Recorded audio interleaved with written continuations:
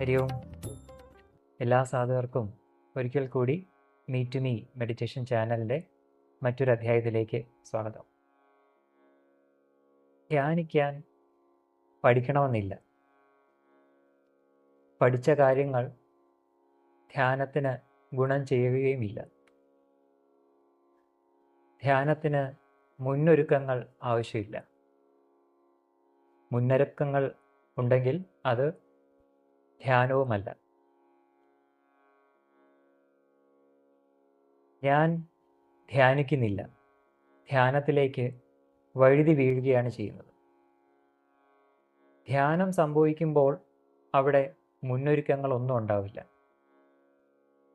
മുന്നൊരുക്കങ്ങളില്ലാതെ സ്വാഭാവികതയിൽ എപ്പോഴാണോ നമുക്ക് നിലനിൽക്കാൻ സാധിക്കുന്നത് അവിടെ ധ്യാനം സംഭവിക്കുകയാണ്.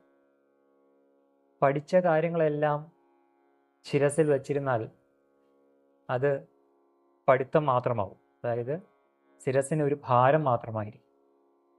ഒരു തൂവലിൻ്റെ ഭാരം പോലും ഇല്ലാതെ എപ്പോഴാണോ നമുക്കിരിക്കാൻ സാധിക്കുന്നത് അവിടെ ധ്യാനം സംഭവിക്കുകയാണ് ചെയ്യുന്നത്. ധ്യാനം സംഭവിക്കുമ്പോൾ സ്വാഭാവികത ഉള്ളിൽ നിറയുകയും നമ്മൾ ആ നിശ്ചലതയിൽ ശാന്തമായിട്ട് നമുക്ക് നമ്മളെ തന്നെ തിരിച്ചറിഞ്ഞുകൊണ്ട് നിലനിൽക്കാൻ സാധിക്കുകയും ചെയ്യും. ധ്യാനം സ്വാഭാവികമായിട്ട് സംഭവിക്കുക എന്ന് പറയുമ്പോൾ അവിടെ ഒരു പ്രയത്നമില്ല എന്നുള്ളതാണ് നമ്മൾ മനസ്സിലാക്കേണ്ടത്.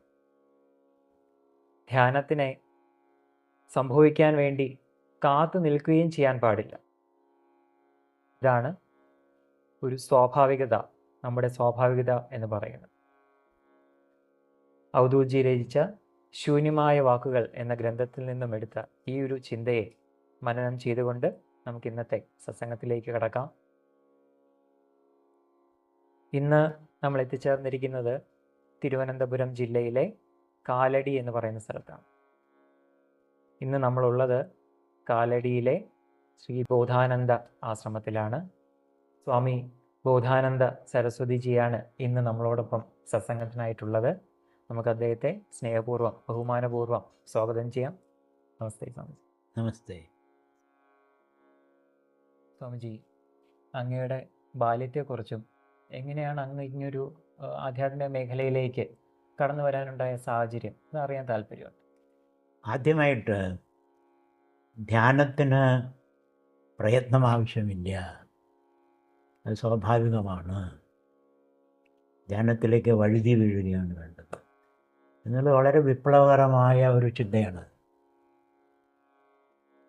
വേദാന്തത്തിലും അദ്വൈത വേദാന്തത്തിലും ഇത് തന്നെ പറയുന്നത്. പ്രയത്നത്തിൻ്റെ ആവശ്യമില്ല, സ്വാഭാവികമായിട്ട് സ്വരൂപാവസ്ഥയിൽ ഇരിക്കലാണ് ധ്യാനം. ആ സ്വരൂപാവസ്ഥയിൽ ഇരുന്നു കൊണ്ട് തന്നെ നമുക്ക് ഈ ലോക ജീവിത നാടകം ആടുന്നതിനും കഴിയും. ധ്യാനത്തിന് ഭംഗം വരുന്നില്ല. കാരണം ധ്യാനം നമ്മുടെ സ്വരൂപമാണ്. നമ്മുടെ സ്വരൂപം ആനന്ദമാണ്. അപ്പം ആനന്ദത്തോടു കൂടി ലോകജീവിതത്തിൽ ഇടപെടുന്നതാണ് ചിന്തകളോ പ്രവർത്തനങ്ങളോ ഒന്നും ധ്യാനത്തിന് വിരോധമല്ല. നമുക്ക് സ്വാഭാവികമായിട്ട് ജീവിക്കാൻ കഴിയും, നാച്ചുറലായി. അപ്പം അത് വളരെ മനോഹരമായി അങ്ങ് അവതരിപ്പിച്ചു. അങ്ങനെ ഒരു ആമുഖമായി പറഞ്ഞുകൊണ്ട് ഞാൻ എൻ്റെ ഭൂതകാലത്തിലേക്ക് ഒരു തെരനോട്ടം. സ്വാമിമാരോട് ഭൂതകാലത്തെക്കുറിച്ച് ചോദിക്കരുതെന്ന് പറയും. നദീമൂലം ഋഷിമൂലം എന്ന പുച്ഛം. നദിയുടെ മൂലവും ഋഷിയുടെ മൂലവും ചോദിക്കാൻ പാടില്ല. പക്ഷെ ചോദിച്ചുകൊണ്ട് കുഴപ്പമുണ്ടെന്ന് എനിക്ക് തോന്നുന്നില്ല. കാരണം ഒരു സ്വാമി അല്ലെങ്കിൽ ഒരു യോഗി അല്ലെങ്കിൽ ഒരു മുനി നടന്ന പാതയില്ലാത്ത പാതയാണെന്ന് പറയും. അനദ്വഗാഹ അദ്വഗേഷു പാരേഷു. ഒരു വിഹകം, ഒരു പക്ഷി പറക്കുന്ന പോലെയാണ്.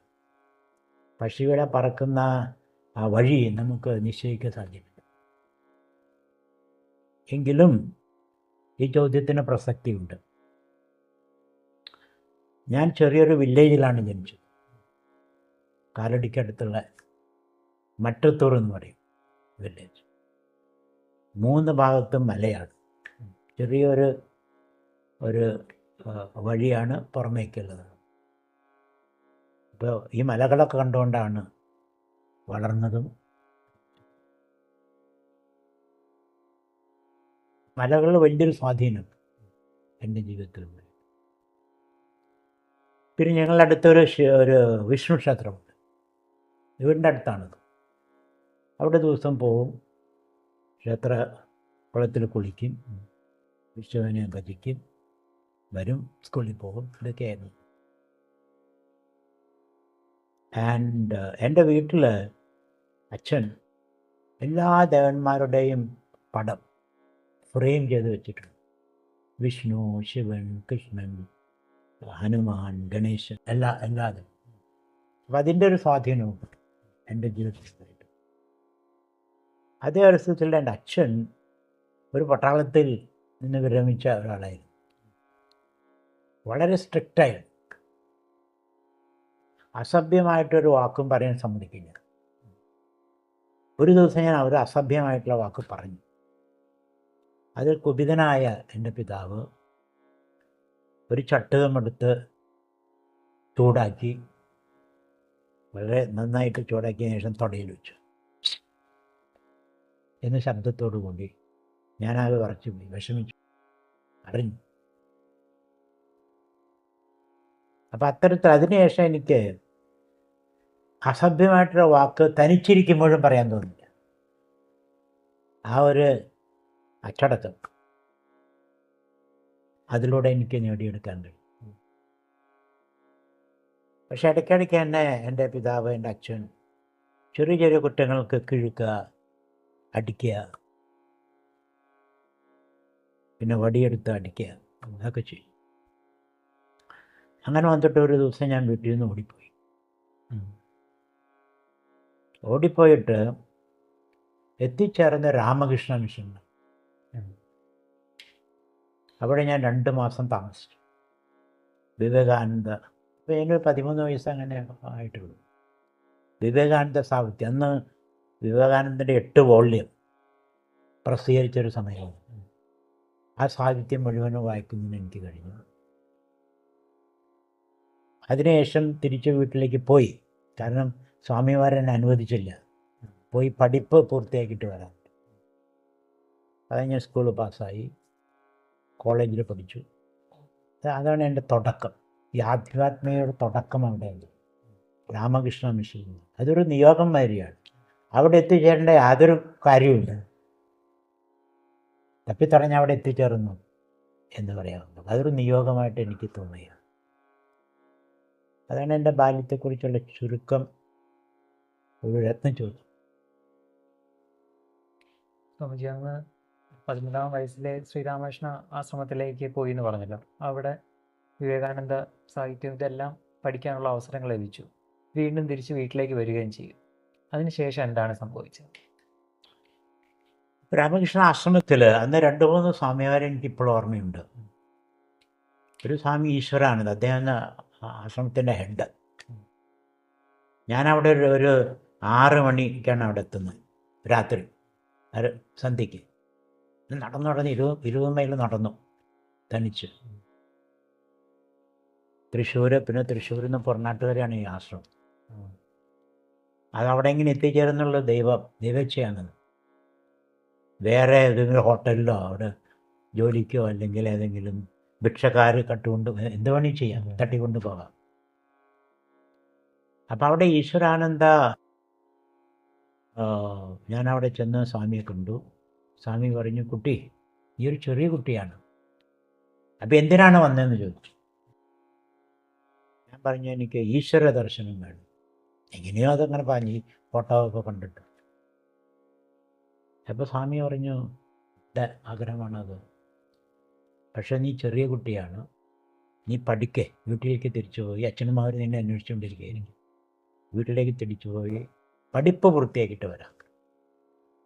പക്ഷെ എനിക്ക് വീട്ടിലേക്ക് തിരിച്ചു പോകാൻ ആഗ്രഹമില്ല, അച്ഛൻ കോപിക്കും. അപ്പം ഞാനെന്ത് ചെയ്തു, അവിടെ അവർക്കൊരു ക്ഷേത്രമുണ്ട്, രാമകൃഷ്ണൻ്റെ പ്രതിമയും അതിന് ചുറ്റും നടക്കാനുള്ള സൗകര്യമൊക്കെ ഉണ്ട്. ഞാൻ ഈ ക്ഷേത്രത്തിൻ്റെ പിന്നിൽ പോയി. 10 മണിക്ക് രാത്രി ആ പൂജാരി വന്നിട്ട് ക്ഷേത്രം അടയ്ക്കാനൊക്കെ ശ്രമിച്ചു. ഈ കുട്ടി അവിടെ ഇരിക്കുക. അപ്പോൾ ഇദ്ദേഹം പിടിച്ചുകൊണ്ട് ഈ സ്വാമിയുടെ അടുത്ത് വീണു. 10 മണിക്ക് ഇനി പോകാൻ പറ്റില്ല, വീട്ടിലേക്ക് പോകാൻ പറ്റില്ല, ബസ്സൊന്നുമില്ല. അപ്പോൾ ഈ സ്വാമി പറഞ്ഞു, ശരി ഒരു ദിവസം ഇവിടെ നിന്നോളൂ.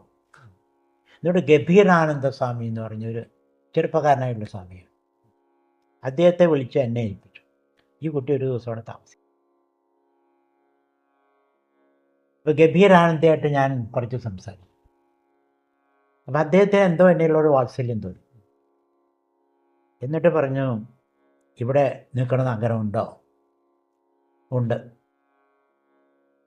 ഞാൻ സ്വാമിയോട് പറയാം. പ്രസിഡന്റ് സ്വാമിയോട് അദ്ദേഹം പറഞ്ഞു, ഈ കുട്ടി അവിടെ നിൽക്കട്ടെ, അദ്ദേഹത്തിന് വളരെ താല്പര്യമുണ്ട്.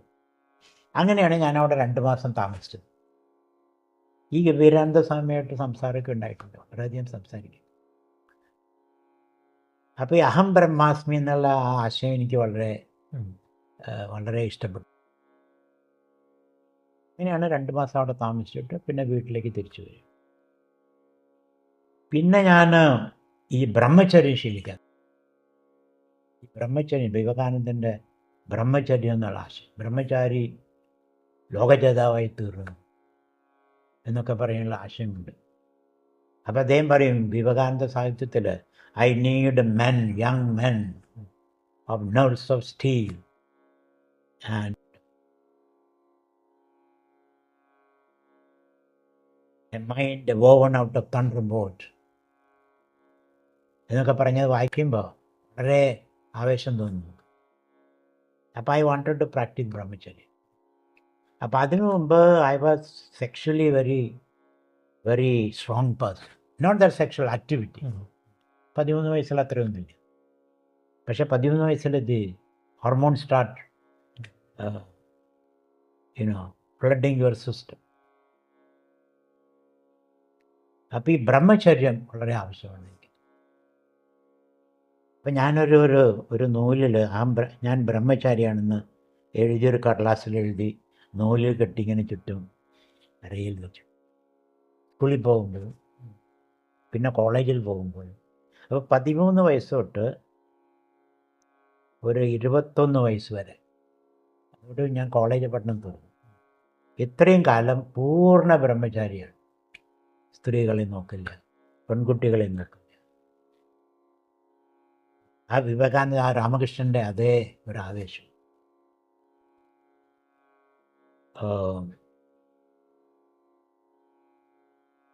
പിന്നെ ഭക്ഷണ നിയന്ത്രണം, അതായത് ഉപ്പും മുളകൊന്നും കഴിക്കില്ല.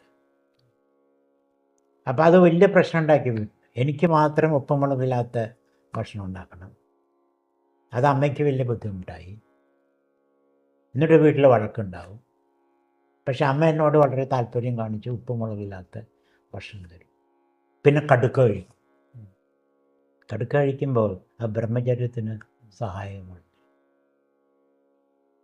ഇപ്പം ഞാനൊരു എക്കണോമിക്സാണ്, എക്കണോമിക്സ് ഹിസ്റ്ററി ആൻഡ്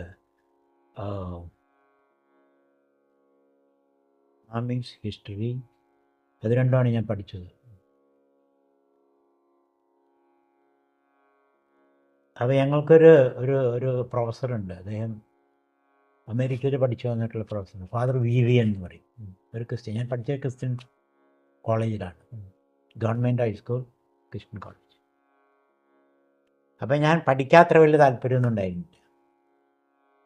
കളികളും വഴക്കുകളും അതൊക്കെയാണ് താല്പര്യം. പക്ഷേ രാമകൃഷ്ണ മിഷനിൽ പോയതിന് ശേഷം സ്വഭാവമാകും ബ്രഹ്മചര്യം. കോളേജിൽ അത് തന്നെ. ഒരു തവണ നമ്മൾ ഈ ബ്രഹ്മചര്യം ശീലിക്കുമ്പോൾ അത് നമ്മുടെ ബ്ലഡ് പ്രഷർ കൂട്ടും, മുഖമൊക്കെ ചോക്കും, ഒക്കെ ഇങ്ങനെ വളരെ ഫോക്കസ്ഡായിരിക്കും. അപ്പോൾ എൻ്റെ ക്ലാസ്സിലെ കോളേജിലെ കുട്ടികളൊക്കെ ഒരു പ്രത്യേക വ്യക്തിയായിട്ടാണ്. ഒരു ദിവസം ഞാൻ ഞങ്ങൾ കോളേജിൽ ബസ്സിൽ കയറിയാണ് വരിക. ഒരു മണിക്കൂർ നിൽക്കും. അപ്പോൾ ഞാൻ നേരത്തെ വരും കോളേജിലേക്ക്. ക്രൈസ്റ്റ് കോളേജ് ഇരിഞ്ഞാലക്കുടയാണ്. നേരത്തെ വന്നിട്ട് 8 മണിക്ക് വരും. അപ്പോഴേക്കും അവരുടെ ലൈബ്രറി കിട്ടും. അപ്പോൾ അവിടെ പോയി ലൈബ്രറിയിൽ പുസ്തകങ്ങൾ വായിക്കുന്നൊക്കെയാണ്. അപ്പോൾ ആ ഒരു ദിവസം ഇതൊരു 5 നിലയുള്ള കെട്ടിടമാണ് ഞങ്ങളുടെ കോളേജ്.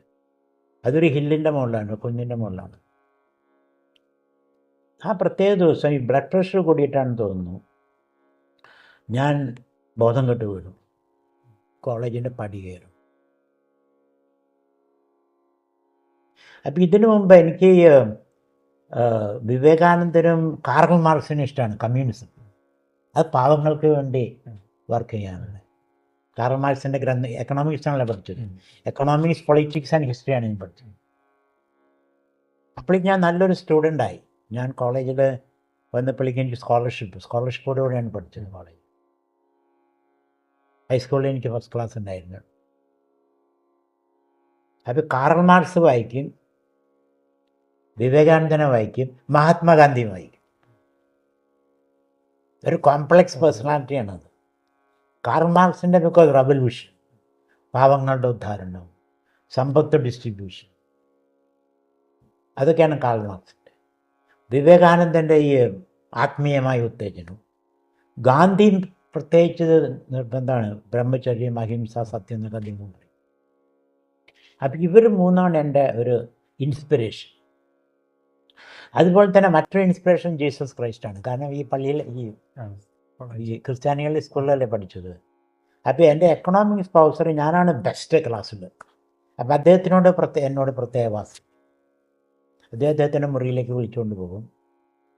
ഈ അച്ചപ്പൊക്കെ തരും കഴിക്കാനായിട്ട്. ഒരു ബൈബിളും തന്നു അദ്ദേഹം, ഒരു ന്യൂ ടെസ്റ്റ്മെൻറ്റ് ബൈബിൾ. ആ ബൈബിള് എനിക്ക് വളരെ ഇഷ്ടപ്പെട്ടു. Sermon on the mountain, love for all എന്നുള്ളത്. അപ്പോൾ ക്രിസ്തു എൻ്റെ ഒരു ആരാധ്യ പുരുഷനായിട്ട്. അപ്പോൾ ക്രിസ്തു, മഹാത്മാഗാന്ധി, വിവേകാനന്ദൻ, ഇവരൊക്കെയാണ് എൻ്റെ കാർൽ മാർക്സ്. അപ്പോൾ ഒരു ജമ്പിൾഡാണ് മനസ്സാകെ, ഇങ്ങനെ എല്ലാ വൈരുദ്ധ്യമായിട്ടുള്ള ആശയങ്ങളുടെ ഒരു സംഘടന സ്ഥാനമായിട്ട് തീർന്നു എൻ്റെ മനസ്സ്. പിന്നെ ഈ ബ്രഹ്മചര്യ പരിചയം, പിന്നെ ഭക്ഷണം അധികം കഴിക്കില്ല.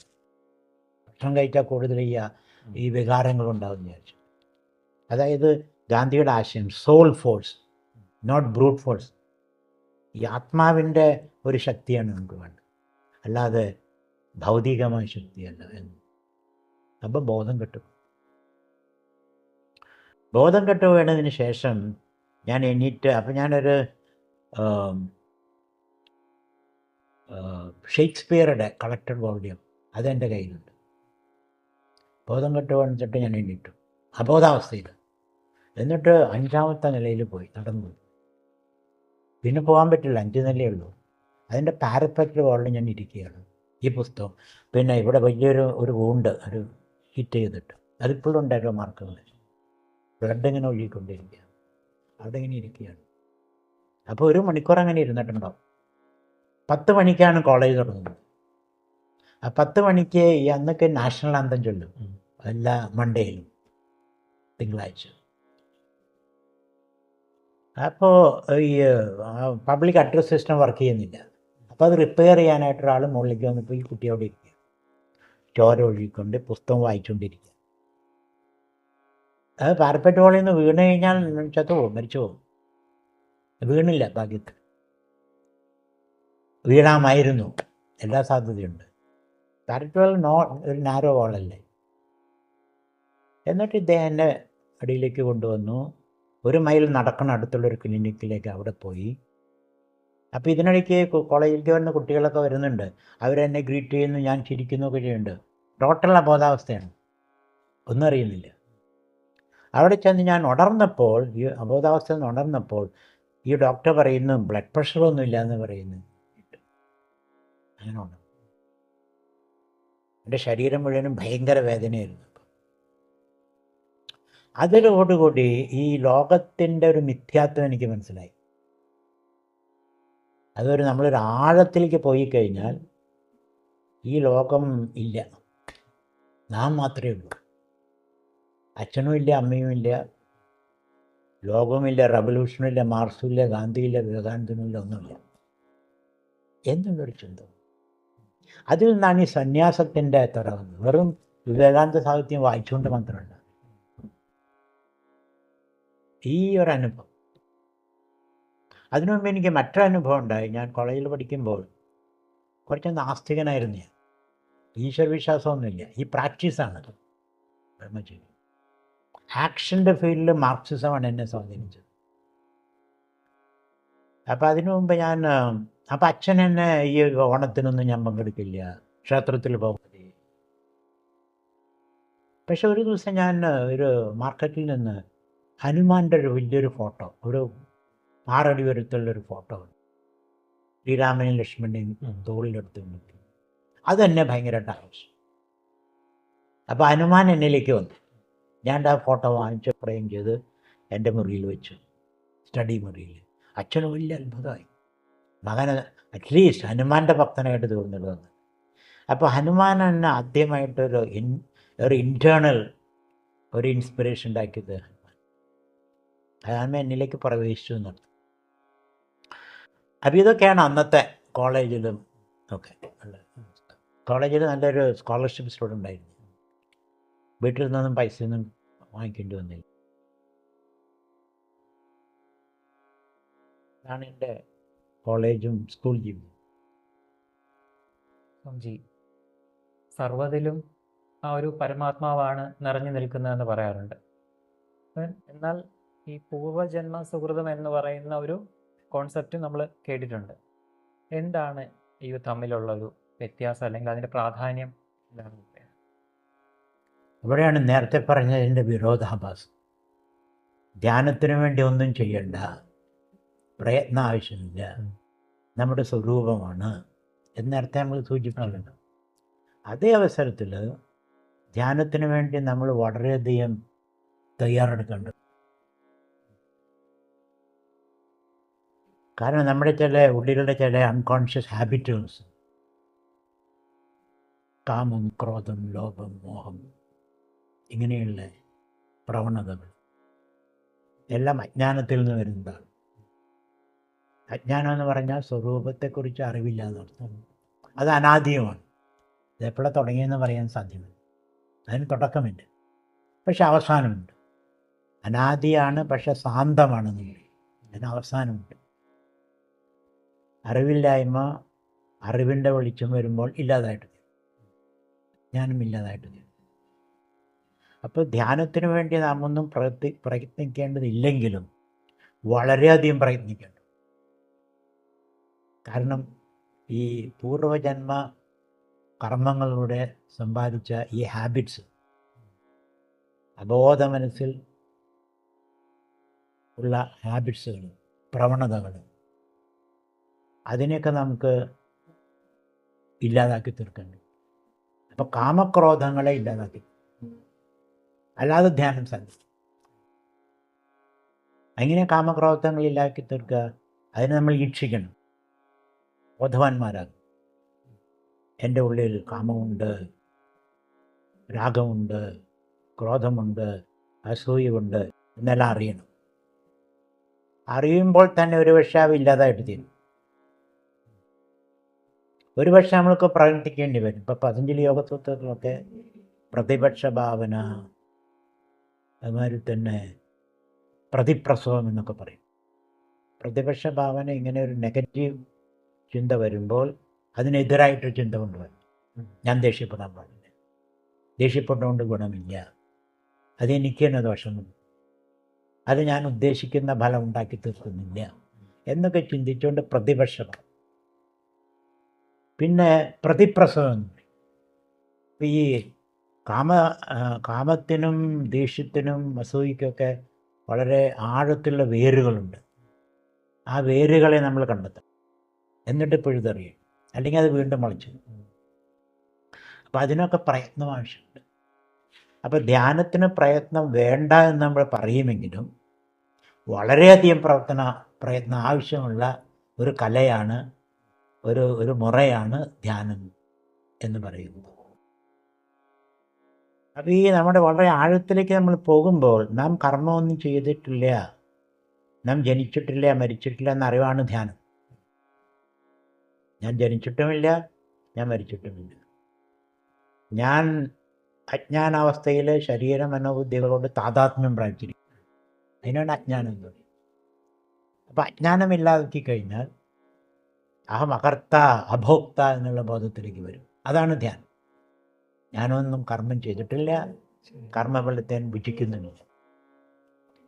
അപ്പം ആ ഒരു ദൃഷ്ടിയിൽ നോക്കുമ്പോൾ ധ്യാനത്തിന് വളരെയധികം തയ്യാറെടുപ്പ് വേണം. എന്തൊക്കെയാണ് തയ്യാറെടുപ്പ്? സ്വസ്ഥമായിട്ട് ഇരിക്കാൻ ശീലിക്കണം, നമ്മുടെ വൈകൃതങ്ങളെ അംഗീകരിക്കാൻ ശീലിക്കണം, എന്നിട്ട് അതിനു വേണ്ടിയിട്ടുള്ള പ്രതിവിധികളും മന്ത്രങ്ങളും ജപവും പ്രാണായാമവും അതെല്ലാം ശീലിക്കണം. ഇങ്ങനെ ശരീര മനോബുദ്ധികളെ നമ്മൾ പുതിയതായിട്ട് വാർത്തെടുക്കണം. പഴയ ശരീരബുദ്ധികളെ ഇല്ലാതാക്കി പുതിയത് നമ്മൾ ഉണ്ടാക്കി തീർക്കണം.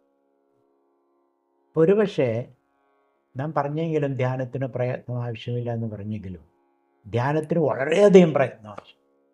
പണമുണ്ടാക്കാൻ എത്ര പ്രയത്നമില്ല, അധികാരം നേടിയെടുക്കാൻ എത്ര പ്രയത്നം ആവശ്യം. ധ്യാനത്തിന് വളരെയധികം. അപ്പം അതൊരു ഓക്സിമറോ, അതൊരു കോൺട്രഡിക്ഷൻ, പാരഡോക്സ് ആണത്. ഒന്നും ചെയ്യേണ്ട ആവശ്യമില്ല, പക്ഷെ എല്ലാം ചെയ്യണം എന്നുള്ള അതാണ് ആധ്യാത്മികതയുടെ ഒരു പ്രത്യേകത.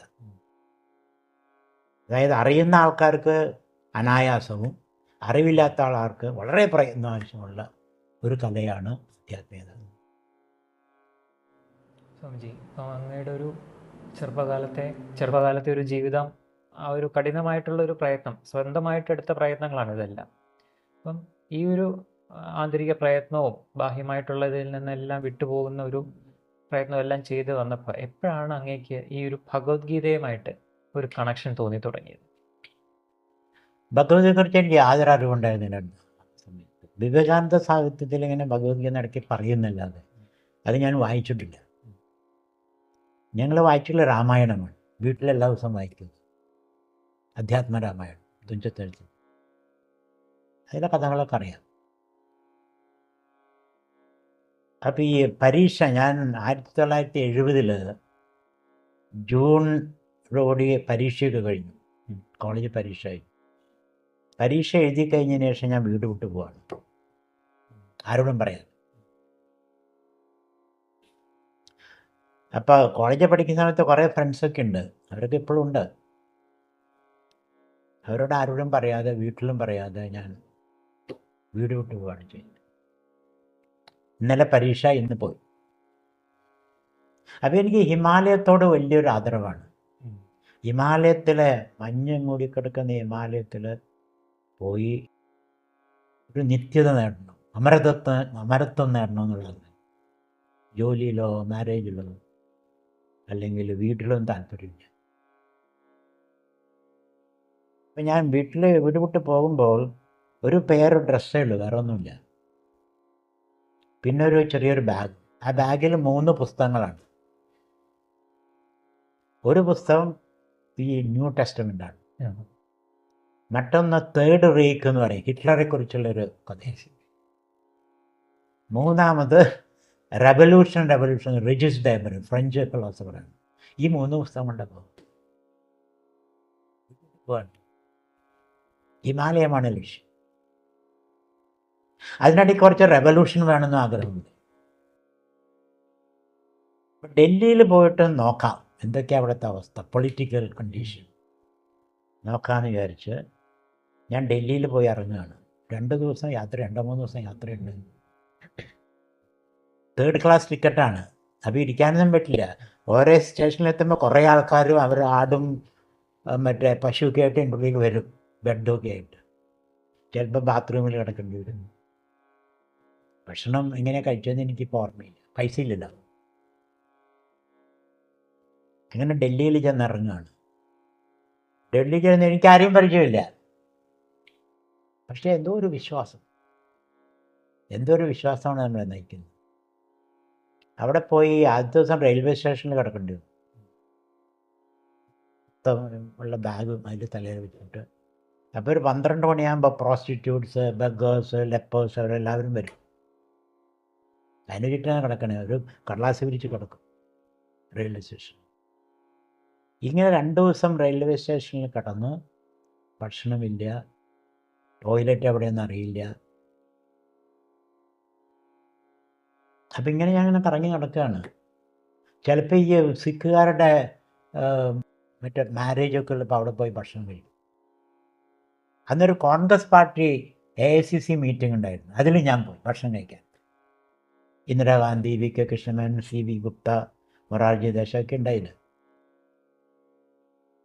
അപ്പോൾ ഇങ്ങനെ അവിടുന്ന് ഇവിടുന്നൊക്കെ ഭക്ഷണം കഴിക്കുക. എവിടെയാണോ ടോയ്ലറ്റ് എന്ന് എനിക്കറിയില്ല. ചിലപ്പോൾ ചില ബാങ്കിലോ എവിടെയൊക്കെ പോയി ടോയ്ലറ്റിനെ അത് ഉപയോഗിക്കും. രണ്ടാമത് പോയി കഴിഞ്ഞാൽ അവർ പൂട്ടി വയ്ക്കുകയും ചെയ്യും. ഇങ്ങനെ 3-4 ദിവസം വളരെ കഷ്ടപ്പെട്ട് എന്നും റെയിൽവേ സ്റ്റേഷനിൽ പോയി കിടന്നുറങ്ങും.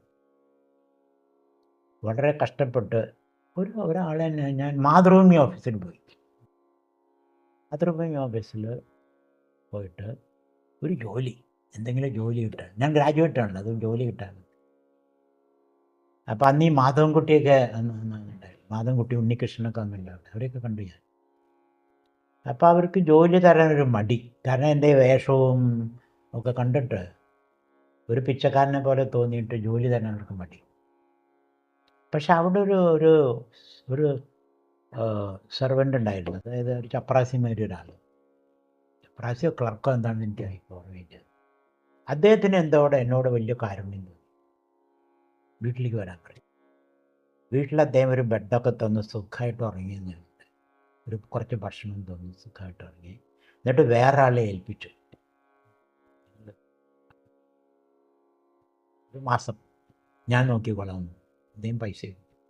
അതൊരു അവതാരമായിട്ട് എനിക്ക് തോന്നി. അദ്ദേഹം പിന്നെ ഞാൻ കണ്ടിട്ടുമില്ല, ഇതിനു ശേഷം കണ്ടിട്ടില്ല. ഞാൻ ട്രൈ ചെയ്തു, പക്ഷേ എവിടെ പോയെന്ന് എനിക്കറിയില്ല. എന്നിട്ട് ഒരു മാസം ഇദ്ദേഹത്തിൻ്റെ കെയറിൽ ഞാൻ വേറൊരു വീട്ടിൽ താമസിക്കുകയും. പിന്നെ എൻ്റെ ഒരു ഫ്രണ്ട്, അപ്പോഴേക്ക് ഞാൻ ആ വീട്ടിലെ ഒരാൾ തന്നെ ഒരു മ്യൂസിക് ഷോപ്പുണ്ട്, അവിടെ പോയി കുറച്ച് ഹെൽപ്പ് ചെയ്യും. അദ്ദേഹം നിങ്ങൾക്ക് എന്തെങ്കിലും തരും. അത് ഈ മ്യൂസിക്കാണ്, അത് എല്ലാ വെസ്റ്റേൺ മ്യൂസിക്കും ഈസ്റ്റേൺ മ്യൂസിക്കും. അവിടെ ശമ്പളമൊന്നുമില്ല, വെറുതെ അവിടെ എന്തെങ്കിലും ജോലി ചെയ്യുക, ഇവിടെ വീട്ടിലൊന്നും പ്രശ്നം. ഇങ്ങനെയാണ് എൻ്റെ യാത്ര തുടങ്ങുന്നത്. ഒക്കെ അൺസർട്ടനാണ്, എവിടെ പോകുന്നു എന്ത് പോകുന്നു എന്നറിയില്ല. അത് ടോട്ടൽ സറണ്ടറാണ് ടു ദി അൺനോൺ. ഇപ്പോൾ ഭഗവത്ഗീതൊന്നുമില്ല, മാർക്സിസമാണ് ഞാൻ വായിക്കുന്നത്. ഗാന്ധിസമൊക്കെ വിട്ടു, വിവേകാനന്ദനെയും വിട്ടു, വിപ്ലവത്തിൻ്റെ മാർഗം. അതേ അവസരത്തിൽ എനിക്ക് അന്ന് കുറേ ബംഗാളികളുണ്ട്, ബംഗാളികളുടെ കൂട്ടത്തിലൊക്കെ ഞങ്ങൾ കുറേ വർക്ക് ചെയ്തിട്ടുണ്ട്. അതായത് അധികാരം പിടിച്ചെടുക്കുക സെൻറ്ററിൽ, എന്നിട്ട് സ്വത്തൊക്കെ എല്ലാവർക്കും ഡിസ്ട്രിബ്യൂട്ട് ചെയ്യുക, പാവങ്ങൾക്ക് കൊടുക്കുക, ഇതൊക്കെയാണ് എൻ്റെ ഉദ്ദേശം. പിന്നെ മാവസത്വങ്ങിൻ്റെ ഇൻസ്പിറേഷൻ ഉണ്ട്. മാവസത്വങ് എന്ന റവല്യൂഷൻ നടത്തി ചൈനയിൽ സ്വത്തൊക്കെ ഡിസ്ട്രിബ്യൂട്ട് ചെയ്യുന്ന മാവസത്വങ് ഒരു ഇൻസ്പിറേഷനായി ചൈനയിൽ. പക്ഷേ ഈ ബംഗാളികൾ കുറേ ആൾക്കാർ ഞങ്ങൾ ഒരുമിച്ച് കുറച്ച് പഞ്ചാബി. അപ്പം എൻ്റെ ഉദ്ദേശം എന്താ വെച്ചാൽ ഒരു ബംഗാളിയെ മാരേജ് ചെയ്യുക, ഒരു പഞ്ചാബി മാരേജ് ചെയ്ത്, സൗത്ത് ഇന്ത്യൻ, ബംഗാളി, പഞ്ചാബി എല്ലാവരും കൂടി വലിയൊരു റവല്യൂഷൻ നടത്താനാണ്. പക്ഷെ പ്രായോഗികതയിലേക്ക് വരുമ്പോൾ ഇവരൊക്കെ നുണ പറയുന്ന ആൾക്കാരും ചതിയന്മാരും യാതൊരു ആത്മാർത്ഥമില്ലാത്ത റവല്യൂഷനുകളൊക്കെ, പുതിയ കാലഘട്ടം, പരസ്പരം വിശ്വാസമില്ലായ്മയും. ഞാനതിൻ്റെ ശുദ്ധ പാവമാണ്, പറയുന്നത് ചെയ്യുന്ന ആളാണ്. അവർക്ക് ഈ റവല്യൂഷണറി രാഷ്ട്രീയത്തിൽ രക്ഷയില്ല. അപ്പം ഞാനൊരു ഒരു റവല്യൂഷനുടെ കൂടെ അയാൾ പറഞ്ഞു ഇനി എൻ്റെ അടുത്ത് വന്ന് താമസിച്ചു. അപ്പോൾ ഒരു മാസം അയാളുടെ കൂടെ താമസിച്ചു. അപ്പോൾ എനിക്ക് ആ ഒരു മാസത്തിനായിട്ട് എനിക്ക് ചിക്കൻ ബോക്സ് ഉണ്ട്. ചിക്കൻ ബോക്സ് ഒന്നും ഇയാൾ എന്നെ പുറത്താക്കി പോകുന്നുണ്ട്. കാരണം ഇയാൾക്ക് ചിക്കൻ ബോക്സ് വന്ന ബുദ്ധിമുട്ടായി. ഞാനിപ്പോൾ ഈ ചിക്കൻ ബോക്സ് ഇങ്ങനെ പനി പിടിച്ച് ഇങ്ങനെ അയാൾ എന്നെ പുറത്താക്കി റോട്ടിൽ നിൽക്കുകയാണ്. എവിടെ പോകേണ്ടതെന്ന് അറിയില്ല, ഒന്നുമില്ല, പൈസയൊന്നും ഇല്ലല്ലോ. എന്നിട്ട് അപ്പോൾ ഒരു സ്കൂട്ടർ, ഒരു ഓട്ടോക്കാരൻ വരികയാണ്. എന്താ കുട്ടി ഉടനെ നിൽക്കുന്നത്? ഇതാണ് കാര്യം. അപ്പോൾ ചേച്ചേക്ക ഹോസ്പിറ്റൽ എന്ന് പറയും, ചിക്കൻ ബോക്സിൻ്റെ ഹോസ്പിറ്റലുണ്ട്. ചിക്കൻ ബോക്സിൻ്റെ ഒരു ഹോസ്പിറ്റലുണ്ട്, ചേച്ചേക്ക ഹോസ്പിറ്റലിന് ഹിന്ദിയിൽ പറയും. അവിടേക്ക് ഈ ആൾ കൊണ്ടുപോയി അവിടെ ഇറക്കി വിട്ടു, പൈസ വേണ്ടാന്ന്. ഈശ്വരൻ്റെ ഒരു ഇടപെടൽ. ഞാൻ എന്നിട്ട് അവിടെ അങ്ങനെ മറന്ന് കിടക്കുകയാണ്, അയ്യോ ചിക്കൻ പോക്സ് ഒക്കെ ആയിട്ട്. മറ്റുള്ളവരുടെ അടുത്തൊക്കെ ആൾക്കാർ വരുന്നുണ്ട്, അവർ ഭാര്യ വരുന്നു, കുട്ടികൾ വരുന്നു, ഭക്ഷണം കൊടുക്കുന്നു. എനിക്കാരുമില്ല. അപ്പം അവരെന്നോട് ഭയങ്കര സഹാനുഭൂതിയാണ്, അവരെന്തെങ്കിലും തരും. അപ്പം ഞാനിങ്ങനെ മലന്ന് കിടക്കുമ്പോൾ ഈ പാനിങ്ങനെ കറങ്ങുന്നുണ്ട്. അതിലൊരു ചെറിയൊരു പക്ഷി വന്ന് പെട്ടിട്ട് അത് മരിച്ച് താഴെ വീടാണ്. ഈ പക്ഷിയുടെ കഥ വളരെ ഇമ്പോർട്ടൻ്റ് ആണ് എനിക്ക്. അപ്പം അതിൽ നിന്ന് മനസ്സിലായി നമ്മുടെ ജീവിതം ഇത്രയേ ഉള്ളൂ, ഇതിങ്ങനെ കറങ്ങിക്കൊണ്ടിരിക്കുകയാണ്. അതിൽ നമ്മളറിയാതെ പെട്ടു.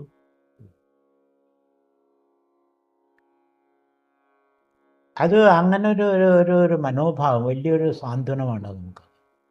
ജീവിതത്തിൻ്റെ ഈ ആകത്തുകയിൽ നമ്മൾ മനസ്സിലാക്കുമ്പോൾ സൃഷ്ടി, സ്ഥിതി, ലയം, ജന്മം, മരണം, രോഗം, വാർദ്ധക്യം, ഇതൊക്കെ മനസ്സിലാക്കുമ്പോൾ നമുക്ക് വലിയൊരു ശാന്തി വരും. അപ്പോൾ ശാന്തമായി പിന്നെ ഇതൊക്കെ കഴിഞ്ഞ് ഞാൻ ഹോസ്പിറ്റലിൽ നിന്ന് വരികയാണ്. ഇനിയിപ്പോൾ എവിടെ പോകും? ഇനിയിപ്പോൾ പോകാൻ വഴിയില്ല. അപ്പം ഞാൻ ആദ്യം ഒരു മ്യൂസിക് ഷോപ്പിൽ കുറച്ച് ഹെൽപ്പ് ചെയ്തെന്ന് പറഞ്ഞില്ലേ, അദ്ദേഹത്തെ പോയി കണ്ടു. അതൊരു സിന്ധിയാണ് ഇത്. അദ്ദേഹത്തെ പോയി കണ്ടു. അപ്പോൾ ഇവിടെ വന്ന് നിന്നോളൂ, ഞാനൊരു 300 ഉറുപ്പ്യ തരാം മാസം തോറും എന്നും പറഞ്ഞ് അവിടെ കുറച്ചു കാലം നിന്നു ഞാനവിടെ. അത് കഴിഞ്ഞിട്ട് അപ്പം ഞാൻ ഈ ജവഹർലാൽ നെഹ്റു യൂണിവേഴ്സിറ്റിയിൽ പോകും. അവിടെ ഒരു പോസ്റ്റ് ഗ്രാജുവേറ്റ് ചെയ്യാൻ ഉദ്ദേശിച്ചു. പൈസയൊന്നുമില്ല, വെറുതെ പോകും. അപ്പോൾ അവിടുത്തെ കുറച്ച് പ്രൊഫസേഴ്സ് കൂടി ഹിമാലയത്തിലേക്ക് പോകുന്നു എന്ന് പറയും. ഞാനും കൂടി പോയി. ഹിമാലയത്തിൽ പോയി. അത് വലിയൊരു അനുഭവമായിരുന്നു. ഈ വീഴ്ച ഒരു അനുഭവമായിരുന്നു. അതുമാതിരി തന്നെ ഹിമാലയത്തിൽ നമ്മൾ പോകുമ്പോൾ ചെറിയ എറുമ്പിനെ പോലെ നമുക്ക് തോന്നും. മലകളും മാമലകളും സമുദ്രവും നദികളും പിന്നെ മിസ്റ്റും തണുപ്പും ഒക്കെ കൂടിയിട്ട് അത് എന്നെ വലിയതായിട്ട് സ്വാധീനിച്ചു. അതായത് ബ്രഹ്മത്തിൻ്റെ ഒരു അനുഭൂതി നമുക്കുണ്ടായിട്ട്. ഇപ്പോഴും ഞാൻ ഭഗവത്ഗീത ഒന്നും വായിച്ചിട്ടില്ല, മനസ്സിലായി. ഇത് കഴിഞ്ഞ് ഞാൻ തിരിച്ചു വരികയാണ് ഇവരുടെ കൂടെ. അപ്പോൾ ആ സമയത്താണ് ഈ ചിന്മയ മിഷൻ്റെ ഒരു അഡ്വർടൈസ്മെൻറ്റ്. അതായത് 50 ഫിലോസഫേഴ്സിൻ്റെ അവരുടെ ഒരു കൂട്ടായ്മ, ഇങ്ങനെയാണ് അഡ്വർടൈസ്മെൻറ്റ്. 50 തത്വശാസ്ത്രജ്ഞന്മാരുടെ കൂട്ടായ്മ. അതിന് ചെറുപ്പക്കാരെ ക്ഷണിക്കുന്നു. അവരൊരു ബ്രഹ്മചാരി കോഴ്സാണത്. അപ്പോൾ എൻ്റെ ഫ്രണ്ട് പറഞ്ഞു, ഇത് നിങ്ങൾ അപ്ലൈ ചെയ്യാറ്, നിങ്ങൾക്ക് ജോലിയൊന്നും ഇല്ലാതെ നിങ്ങൾ നടക്കുകയല്ലേ, ഒരു തത്വശാസ്ത്രം അത് പഠിക്കുവേണ്ടി. ഞാൻ പറഞ്ഞു എനിക്കതിൽ വലിയ താല്പര്യമൊന്നുമില്ല, എനിക്ക് റെവല്യൂഷനാണ് താല്പര്യം. പക്ഷെ നിങ്ങളുടെ റെവല്യൂഷൻ എവിടെ എത്തിച്ചേരുന്നില്ലല്ലോ. ഇനി ഇതൊന്ന് നോക്കും, ഒരു Indian way of doing things, ഭാരതീയമായ ഒരു കാഴ്ചപ്പാട്, ഭാരതീയമായ ഒരു പ്രവർത്തനം, അതായിക്കോട്ടെ. ശരി, ട്രൈ. എന്നിട്ട് അവരെന്നെ അപ്ലൈ ചെയ്തു, ഞാനൊന്നും അപ്ലൈ ചെയ്യാൻ പോയില്ല. അവരപ്ലൈ ചെയ്തു, റിപ്ലൈ വന്നു. സ്വാമി ദയാനന്ദ, കേട്ടിട്ടുണ്ടോയെന്ന് അറിയില്ല, സ്വാമി ദയാനന്ദ സരസ്വതി, അദ്ദേഹമാണ് ഇൻ്റർവ്യൂ ചെയ്തത്. ഇത് 1976. അപ്പോൾ ഒരു 5 കൊല്ലം ഇങ്ങനെ വാണ്ടർ ചെയ്യാണ് ഹിമാലയത്തിലും ഡൽഹിയിലായിട്ട്. പൈസയില്ല, സ്ഥലമില്ല, താമസിക്കുന്നില്ല, വസ്ത്രമില്ല, എവിടെന്നൊക്കെ എന്തെങ്കിലും കിട്ടിയാതായിരിക്കും അത്രയും. അപ്പോൾ ഈ സ്വാമിയെ വന്ന് ഇൻ്റർവ്യൂ ചെയ്ത് എന്നെ അദ്ദേഹം സ്വീകരിച്ചു. ബോംബെയിലാണ് എൻ്റെ കോഴ്സ്. അപ്പോൾ അവിടേക്ക് പോകാൻ പൈസയില്ല. അപ്പോൾ ഈ ഫ്രണ്ട് തന്നെ പറഞ്ഞു, ഞാൻ ടിക്കറ്റ് വാങ്ങിച്ചു തരാം. എന്നിട്ട് ടിക്കറ്റ് വാങ്ങിച്ചു ബോംബെയിൽ ഇറങ്ങി. ബോംബെയിൽ നിന്ന് പിന്നെ സാന്ത്വനിൽ വരണമെങ്കിൽ 1 മണിക്കൂറുണ്ട്. അപ്പോൾ ഈ ട്രെയിനിലുണ്ടായിരുന്ന ഒരാൾ പറഞ്ഞു, ഞാൻ അവിടെ കൊണ്ടാക്കാം, ഞാൻ ആ വഴിക്ക് പോകും. എന്നിട്ട് അദ്ദേഹത്തിൻ്റെ കാറിൽ ഇവിടെ കൊണ്ടാക്കി. അപ്പം അങ്ങനെ സാന്ദീപിനി സാധനാലയം ബോംബെയിലെത്തി. അങ്ങനെയാണ് അവിടെ എത്തിയത്. എന്നിട്ട് അവിടെ 3 കൊല്ലം പഠിക്കുകയാണ്. 3 കൊല്ലം പോസ്റ്റ് ഗ്രാജുവേറ്റ് സ്റ്റഡിയാണ്. അപ്പോൾ ഭഗവത്ഗീത, ബ്രഹ്മസൂത്രം, പിന്നെ ഉപനിഷത്ത്, പിന്നെ ശങ്കരാചാര്യരുടെ കൃതികൾ, സംസ്കൃതം, ഇങ്ങനെ 3 കൊല്ലം അവിടെ പഠിച്ചു. സ്വാമിജി അങ്ങനെ അങ്ങ് ഭഗവത്ഗീത പഠിക്കാൻ തുടങ്ങിയല്ലോ. ശരിക്കും ഭഗവത്ഗീതയുടെ പ്രത്യേകത എന്താണെന്ന് എനിക്ക് തോന്നിയത്? ഭഗവത്ഗീത ആയിരുന്നു മെയിൻ ശാസ്ത്രം പഠിച്ചത്. പിന്നെ ഉപനിഷത്തും ബ്രഹ്മസൂത്രം, ഇതിനെ പ്രസ്ഥാനത്രയം എന്ന് പറയും. അദ്വൈത വേദാന്തത്തിൻ്റെ മൂലഗ്രന്ഥങ്ങളാണിത്, കനോണിക്കൽ ടെക്സ്റ്റ് എന്ന് പറയും.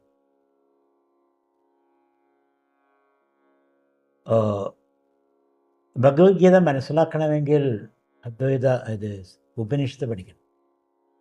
ഉപനിഷത്ത് അറിയണമെങ്കിൽ ബ്രഹ്മസൂത്രം പഠിക്കണം. ഉപനിഷത്തിനെ അതിനെ എക്സ്പോസ് അത് അതിൻ്റെ മർമ്മം, അതിൻ്റെ രഹസ്യം മനസ്സിലാക്കുന്നൊരു ഗ്രന്ഥമാണ് ബ്രഹ്മസൂത്രം എന്ന് പറയുന്നത്. അതാകോ ബ്രഹ്മജിജ്ഞാസ. അപ്പോൾ ഈ ഉപനിഷത്ത് എന്ന് പറയുന്നത് നമുക്ക് മനസ്സിന് അതീതമായ തത്വത്തെക്കുറിച്ച് പറയുന്നതാണ്. മനസ്സിനും വാക്കുകൾക്കും അതീതമായ തത്വമാണ് ഉപനിഷത്ത്. അതായത് വിജ്ഞാതാരം അരേ കേന വിജാനീയ, അറിയുന്ന ആളെ എങ്ങനെ അറിയും എന്നാണ് ചോദ്യം. അറിയുന്ന ആളെ നിങ്ങൾക്ക് എങ്ങനെ അറിയാം? അറിയുന്ന ആളെ അറിയാൻ പറ്റില്ല. അറിയുന്ന ആളായിട്ട് ഇരിക്കാനേ പറ്റും. അതാണ് ധ്യാനം നേരത്തെ നമ്മൾ പറഞ്ഞത്. അതിന് പ്രയത്നമൊന്നും ആവശ്യമില്ല. നമ്മളായിട്ട് ഇരിക്കുന്നതിന് പ്രയത്നത്തിൻ്റെ ആവശ്യമില്ല. അപ്പോൾ ഉപനിഷത്ത് പഠിച്ചു. ഉപനിഷത്ത് 10 ഉപനിഷത്തുകൾ, ഈശകേന, കടപ്രശ്നം, ഉണ്ടകം, മാണ്ഡൂക്യം എന്നൊക്കെ പറഞ്ഞ് 10 ഉപനിഷത്തുകൾ അത് പഠിക്കണം. കുറച്ച് കഠിനമാണത്. അത് പഠിച്ച് അത് മനസ്സിലാക്കണമെങ്കിൽ ബ്രഹ്മസൂത്രം 4 സൂത്രം പഠിച്ചാൽ 4-5 സൂത്രം. അതാതോ ബ്രഹ്മജിജ്ഞാസ ജന്മാദ്യസേത ശാസ്ത്രയൂനിത്വം, അത്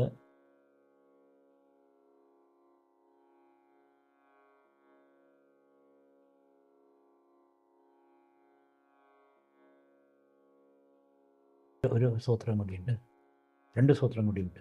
ഈക്ഷതേഹേ നാശബ്ദം, മറ്റു ഞാൻ ഓർക്കുന്നില്ല, പറയാം. അപ്പം ഇങ്ങനെ 5 ബ്രഹ്മസൂത്രം, അതിൻ്റെ വിസ്താരങ്ങൾ. ഇത് കഴിഞ്ഞിട്ടാണ് ഭഗവത്ഗീത വരുന്നത്. അപ്പോൾ ബ്രഹ്മസൂത്രം ന്യായഗ്രന്ഥവും ഉപനിഷത്ത് അതീന്ദ്രിയത്തെക്കുറിച്ച് അറിയാനുള്ള ഗ്രന്ഥവും, ഭഗവത്ഗീത ഈ അതീന്ദ്രിയ ജ്ഞാനം പ്രായോഗികമായിട്ട് ജീവിക്കുന്നതിനുള്ള ഗ്രന്ഥം. അതാണ് ഭഗവത്ഗീത. കുരുക്ഷേത്രത്തിലാണ്. ധർമ്മക്ഷേത്രേ കുരുക്ഷേത്രേ. കുരുക്ഷേത്രത്തിൽ ചകിതനായി നിൽക്കുന്ന അർജുനനോട് ഉപദേശിച്ചാണ് ഭഗവത്ഗീത. എന്ത് ചെയ്യണമെന്ന് അറിയാതെ. അപ്പോൾ പ്രായോഗിക ജീവിതത്തിൽ നമുക്ക് എപ്പോഴും എന്ത് ചെയ്യണമെന്ന് അറിയില്ല. ഏതാണ് ശരി, എന്താണ് തെറ്റെന്ന് അറിയില്ല. പലപ്പോഴും നമ്മൾ തെറ്റുന്ന മാർഗത്തിലേക്ക് പോകും. ശരി അറിഞ്ഞാലും ഒരു പക്ഷേ അതിലേക്ക് പോകാൻ ബുദ്ധിമുട്ട്. അപ്പം ശരിയുടെയും തെറ്റിനെയും മനസ്സിലാക്കി ഒരു മധ്യമാർഗത്തിലൂടെ നമുക്ക് പോകണം. എപ്പോഴും നമുക്ക് ശരി ചെയ്യാൻ പറ്റിയെന്നില്ല. ചിലപ്പോൾ ചെറിയ തെറ്റുകളൊക്കെ വരും. അപ്പം അതിന് മധ്യമ മാർഗം എന്ന് പറയും ഭഗവത്. ഇപ്പോൾ ഭഗവത്ഗീതയുടെ പ്രത്യേകത എന്താണെന്ന് വെച്ചാൽ ഈ ആധ്യാത്മിക തത്വങ്ങളെ പ്രായോഗിക ജീവിതത്തിൽ നമുക്കെങ്ങനെ ശീലിക്കാം, പ്രയോജനകരമായി. അതാണ് ഭഗവാൻ പറഞ്ഞ അർജുന ഹിമാലയത്തിൽ പോയി തപസ് ചെയ്യാൻ ആഗ്രഹിച്ചു. ഭഗവാൻ പറഞ്ഞു, അല്ല, ഇവിടെ തന്നെ നിന്ന് യുദ്ധം ചെയ്ത് സ്വധർമ്മം നിർവഹിച്ച് അത് ചെയ്യുമ്പോഴുണ്ടാകുന്ന ഒരു ധ്യാനം. മറ്റേ ധ്യാനം പൂർണ്ണമല്ല. ഒന്നും ചെയ്യാതിരിക്കുന്ന ധ്യാനം പൂർണ്ണമല്ല. വെറുതെ എല്ലാം ചെയ്തുകൊണ്ടിരിക്കുന്ന കർമ്മവും പൂർണ്ണമല്ല. അപ്പം ധ്യാനാത്മകമായ കർമ്മം, ധ്യാനത്തെയും കർമ്മത്തെയും സംയോജിപ്പിക്കുന്ന ഒരു കർമ്മയോഗമാണ് ഭഗവത്ഗീത ഉദ്ദേശിക്കുന്നത്. അപ്പം അതെല്ലാവർക്കും അംഗീകാര്യമായിട്ട്, അതായത് ഈ ലോകജീവിതത്തിൽ നിഷ്ണാതായിട്ടിരിക്കുന്ന ആൾക്കാർക്ക് കുടുംബം, കുട്ടികൾ, ജോലി, ഭരണം, പണമുണ്ടാക്കൽ, ഇതൊക്കെ നമ്മൾ ചെയ്യുന്നുണ്ട്. ഇതൊക്കെ ചെയ്തുകൊണ്ടിരിക്കുമ്പോഴും നമുക്ക് ധ്യാനിക്കാൻ കഴിയും. അതിന് ഭഗവത്ഗീതയിലെ പ്രത്യേക ഒരു പ്രയോഗമുണ്ട്. അകർമ്മണി കർമ്മദർശനം എന്ന് പറയും. കർമ്മണി അകർമ്മദർശനം. എല്ലാ കർമ്മങ്ങളും ചെയ്യുമ്പോഴും ധ്യാനാത്മകമാണ്. ധ്യാനത്തിലിരിക്കുക എന്ന് പറഞ്ഞാൽ എല്ലാ കർമ്മങ്ങളും ചെയ്തുകൊണ്ടിരിക്കുക. ഇതിന് നമ്മുടെ ഭാഷയിൽ പറഞ്ഞാൽ സന്തോഷത്തോടു കൂടി കർമ്മം ചെയ്യാം, സന്തോഷത്തിന് വേണ്ടിയല്ല. സന്തോഷത്തോടുകൂടി കർമ്മം ചെയ്യുമ്പോൾ നമ്മൾ ധ്യാനമാണ്. സന്തോഷത്തിന് വേണ്ടി കർമ്മം ചെയ്യുമ്പോൾ നമുക്ക് പരിഭ്രമമായി, മാനസിക വ്യഥകളായി. അപ്പോൾ സന്തോഷത്തോടു കൂടി കർമ്മം ചെയ്യും. എങ്ങനെയാണ് സന്തോഷത്തോടെ കർമ്മം ചെയ്യാൻ കഴിയുക? നമ്മുടെ സ്വരൂപം സന്തോഷമാണ്, ആനന്ദമാണ്, അല്ലേ? സുഖമാണ്. സുഖം എന്ന് പറഞ്ഞാൽ സ്പേസ് നടത്തും, സുഷ്ടുഖം, സ്പേസ്. അപ്പോൾ ഒരു സ്പേസിലേക്ക് ആകാശതുല്യമായിട്ടുള്ള ഒരു അവബോധം നമുക്ക് വരുമ്പോൾ എല്ലാത്തിനെയും ഉൾക്കൊള്ളുന്നതിന് നമുക്ക് കഴിയും. സുഖദുഃഖേ സമയകൃത്വ ലാഭാലാഭോ തതോ യുദ്ധായുജ്യസ്വ നൈവം പാപം വാപ്സി എന്ന് ഭഗവത്ഗീത പറയും. അപ്പോൾ ആകാശതുല്യമായ ഒരു അവബോധവും എല്ലാത്തിനെയും ഉൾക്കൊള്ളുന്ന ഒരു മനോഭാവവും വന്നു കഴിഞ്ഞാൽ അപ്പോൾ ആരും നമ്മൾ തള്ളിക്കളയുന്നില്ല, എല്ലാവരെയും നമ്മൾ ഉൾക്കൊള്ളുന്നു. അത്തരത്തിലുള്ളൊരു അപ്പോൾ എല്ലാവരെയും ഉൾക്കൊള്ളുമ്പോഴാണ് നമുക്ക് നമ്മുടെ പൂർണ്ണത ആവിഷ്കരിക്കാൻ കഴിയും. ഞാൻ അങ്ങേക്ക് വിരുദ്ധമാണെന്ന് വെച്ചാൽ ഞാനും അപൂർണനായിട്ട് തീരും. നമ്മൾ യോജിച്ച് കർമ്മം ചെയ്യുമ്പോൾ അത് കൂടുതൽ ആക്കാൻ പാലാഴിമഥനം എന്ന് പറയില്ലേ, അതിലെല്ലാവരും ഉൾക്കൊള്ളിച്ചു. രാക്ഷസന്മാരും ദേവന്മാരും പന്നകവും പിന്നെ പല വൃക്ഷങ്ങളും മറ്റേ പർവ്വതവും എല്ലാം വന്നു, അല്ലേ? എല്ലാത്തിനും ഉൾക്കൊള്ളുകൊണ്ടുള്ള ചേണിങ് ആണത്. അപ്പോൾ എത്രയും നമുക്ക് ഉൾക്കൊള്ളാൻ കഴിയും അത്രയും നമുക്ക് ആത്മാവിഷ്കാരം വരും. എത്ര നമ്മൾ റെസിസ്റ്റ് ചെയ്യുന്നു അത്ര ആത്മാവിനെ നമ്മൾ അമർത്തും. അപ്പോൾ എല്ലാവരെയും നമുക്ക് ഉൾക്കൊള്ളാൻ കഴിയും, മനുഷ്യരെ മാത്രമല്ല. അത് പറയാന്ന് വെച്ചാൽ ഹിന്ദുക്കളും മുസ്ലിമുകളും ക്രിസ്ത്യാനികളും ചൈനക്കാരും ഇന്ത്യക്കാരും പാകിസ്ഥാനും എല്ലാവരും യോജിക്കാൻ കഴിഞ്ഞാൽ നമ്മുടെ വ്യക്തിപരമായ പൂർണ്ണ ആത്മാവിഷ്കാരമുണ്ട്. അല്ലെങ്കിൽ നമ്മുടെ എനർജി മുഴുവനും വഴക്കടിക്കുന്നുണ്ട്. ഇതാണ് ഭഗവത്ഗീത പറയുന്നത്. ഭഗവത്ഗീത പറയും ജ്ഞേയം യത്തത് പ്രവക്ഷ്യാമി യജ്ഞാത്വാമൃതമശ്നുതേ അനാദിമത്പരം ബ്രഹ്മ സത്തന്നാസതുച്യതേ. പരമായ സത്യം ഇതിനൊക്കെ ഉപരിയാണ്. അതിന് നമുക്ക് നിർവചിക്കാൻ പറ്റില്ല. പക്ഷെ അതേ അനിർവചനീയമായ തത്വം തന്നെ എല്ലാമായിട്ട് വിരിഞ്ഞു നിൽക്കുകയാണ്. സർവ്വത പാണിപാദം, 1000 കണ്ണുകളും 1000 കൈകളും 1000 പാദങ്ങളും 1000 ഉദരങ്ങളും ഒക്കെ ആയിട്ട് ഈ പൂർണ്ണ പ്രപഞ്ചത്തിൽ പൂർണ്ണമായിട്ട് നിറഞ്ഞു നിൽക്കുന്ന ഒരു തത്വമാണ്. അതേ അവസരത്തിൽ ഇതിലൊന്നും ഒട്ടിയിട്ടുമില്ല, ഒട്ടാത്ത ഒരു ഇൻവോൾവ്മെൻറ്റ്. അതിന് ഇംഗ്ലീഷ് പറയും ഡിറ്റാച്ച്ഡ് എൻഗേജ്മെൻറ്റ്, ഡിറ്റാച്ച്. ഇതൊക്കെയാണ് ഭഗവത്ഗീത പറയുന്നത്. അപ്പോൾ ഭഗവത്ഗീത ആത്മീയതയെ ഭൗതികതയിലേക്ക് കൊണ്ടുവരികയാണ് ചെയ്യും. അപ്പോൾ ഭൗതികത എന്ന് പറയുന്നത് ആത്മീയതയുടെ ഒരു ഫ്ലവറിങ് എന്ന് പറയാം. ഭൗതികത എന്ന് പറയുന്നത് ആത്മീയതയിൽ ഉണ്ടാകുന്ന ഒരു ചലനം മാത്രമാണ്. പൂർണ്ണാവബോധത്തിലുണ്ടാകുന്ന ഒരു ചലനമാണ് ഈ പഞ്ചഭൂതങ്ങളും ത്രിഗുണങ്ങളൊക്കെ. അതിൽ നിന്നാണ് ഈ ലോകം വേണ്ടത്. അത് കാലത്ത് പുഷ്പം വിടുന്നു, വൈകുന്നേരം പോകും, അല്ലേ? ഇതുമാതിരി പ്രപഞ്ചം ഉണ്ടാകുന്നു, നിലനിൽക്കുന്നു, ഇല്ലാതായിട്ട്.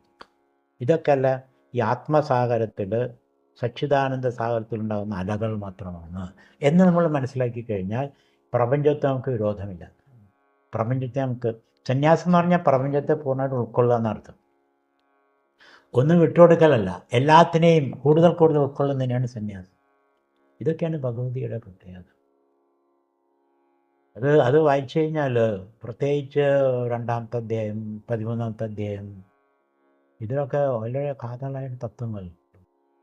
ഭഗവത് പൂർണ്ണ ഗ്രന്ഥമാണെന്ന് പറയും. അതാണ് ഭഗവതിയിലേക്കുള്ള ഇൻട്രൊഡക്ഷൻ. സ്വാമിജി, ഭഗവത്ഗീതയിൽ ഓരോ അധ്യായത്തിലും ഒട്ടേറെ ശ്ലോകങ്ങളുണ്ട്. ഫുള്ളായിട്ട് നോക്കിക്കഴിഞ്ഞാൽ ശ്ലോകങ്ങളുടെ ഒരു നീണ്ട ഒരു ഇതിലൂടെയാണ് ഭഗവത്ഗീത നമ്മളിലേക്ക് എത്തിക്കുന്നത്. അപ്പം അങ്ങേക്ക് അങ്ങയെ സ്വാധീനിച്ച ഒരു ശ്ലോകവും അതിൻ്റെ അർത്ഥവും ഒന്ന് എന്തുകൊണ്ടായിരിക്കും അതൊരു സ്വാധീനം? ഒരു ശ്ലോകം, അത് വലിയൊരു ചോദ്യമാണ്, പറ്റിയിട്ടുള്ള ചോദ്യമാണ്. അത് കുറേ രത്നങ്ങൾ വെച്ചിട്ട് ഒരു രത്നം തിരഞ്ഞെടുക്കാൻ പറയുന്നു. എങ്കിലും എന്നെ സ്വാധീനിച്ച ഒരു ശ്ലോകം ബഹൂനാം ജന്മനാമന്ത് ജ്ഞാനവാൻമം പ്രബദ്ധത് വാസുദേവ സർവമുക്തി ഇത് സമഹാത്മാ സുദുർലഭ. വളരെയധികം അന്വേഷണത്തിന് ശേഷം നമ്മൾ എവിടെ നിന്ന് തുടങ്ങി അവിടേക്ക് തിരിച്ചെത്തുകയാണ്. എവിടെ നമ്മൾ തുടങ്ങിയോ അവിടേക്കാണ് തിരിച്ചെത്തുക. അതാണ് ലോകത്തെ ഒരു ഭൂഗോളം എന്ന് പറയുന്നത്. നമ്മൾ നടന്നു പോയി കഴിഞ്ഞാൽ അപ്പോൾ ബഹുനാം ജന്മനാമന്ത്, ഞാൻ ഭഗവാനെ അന്വേഷിച്ചുകൊണ്ട് നടക്കുക, അനന്തത്തെ അന്വേഷിച്ചുകൊണ്ട് നടക്കുക. അപ്പം ഇങ്ങനെ അന്വേഷിച്ച് അവസാനം ഞാനിൽ തന്നെ എത്തിച്ചേരുന്നു. ആരോട് എത്തിച്ചേരാൻ? അപ്പം അന്വേഷണങ്ങളിലേക്ക് തന്നെ തിരിഞ്ഞു വരുന്ന ഒരു പ്രക്രിയയാണ് ഈ ആധ്യാത്മികത. ഇതിൻ്റെ അർത്ഥം ബഹൂനാം ജന്മനാമന്തെ, വളരെ ജന്മാന്തരങ്ങളിലൂടെ ഞാൻ അന്വേഷിച്ച് ബഹൂനാം ജന്മനാമന്തെ ജ്ഞാനവാൻ മാം പ്രബദ്ധത്തെ. ഈ ഒരു അറിവ് കിട്ടും നമുക്ക്. എന്താണ്? വാസുദേവഹാസ, ഭഗവാൻ എല്ലാത്തിലും, തൂണിലും തുരുമ്പിലൊക്കെ നമ്മൾ പറയില്ലേ, എല്ലാത്തിലും ഉണ്ട്, എന്നിലുണ്ട്, നിങ്ങളിലുണ്ട്, എല്ലാവരിലും ഉണ്ട് എന്നുള്ള ഒരു അവബോധം നമുക്കുണ്ടാകും. അപ്പം ഈ അന്വേഷണമൊക്കെ വ്യർത്ഥമായല്ലോ? ഇല്ല, അന്വേഷണം വ്യർത്ഥമായിട്ടില്ല. ഈ അറിവ് കിട്ടണമെങ്കിൽ നമ്മൾ ഈ അന്വേഷണം നടത്തുക തന്നെ വേണം. പലതിൽ അന്വേഷിക്കും. അപ്പോൾ ഗാന്ധിസത്തിൽ അന്വേഷിച്ചു, വിവേകാനന്ദ സാഹിത്യത്തിൽ, മാർക്സിസത്തിൽ, റെവല്യൂഷനിൽ, എല്ലാത്തിലും നമ്മൾ അന്വേഷിച്ചു. ഇതൊക്കെ അന്വേഷിച്ച് കഴിഞ്ഞിട്ട് അവസാനം ഈ അന്വേഷകനായ ഞാനാണ് മുഖ്യം എന്നല്ല, അത് ഈ ശരീരമനോബുദ്ധിയായിട്ടുള്ള ഞാനല്ല, അതിനുപരിയായുള്ള സച്ചിദാനന്ദ സാഗരമാണ്. അപ്പോൾ ഒരു മത്സ്യം സമുദ്രത്തെ അന്വേഷിച്ച് പോവാണ്. മത്സ്യം സമുദ്രത്തിലാണ് അല്ലേ? അല്ലെങ്കിൽ കുടം മണ്ണിനെ അന്വേഷിച്ച് പോവുകയാണ്. കുടം മണ്ണിലാണ്. അപ്പോൾ ആ ഒരു അറിവ് പെട്ടെന്ന് നമുക്ക് കിട്ടും. അപ്പോൾ നമുക്ക് വളരെ ആശ്വാസമായി. അല്ലെങ്കിൽ ഇത്രയധികം പ്രവർത്തിച്ചതിൻ്റെ ഫലമായിട്ടാണ് ഇത് കിട്ടിയതെന്ന് വരും. ഇത്രയും പ്രവർത്തിച്ചതിൻ്റെ ഫലമായിട്ടല്ല അത് കിട്ടിയത്, അത് നിങ്ങളുടെ സ്വരൂപമാണ്. അപ്പോൾ ഈ പ്രവർത്തനം ഒരു കളിയാണിത്, ഒരു പ്ലേ.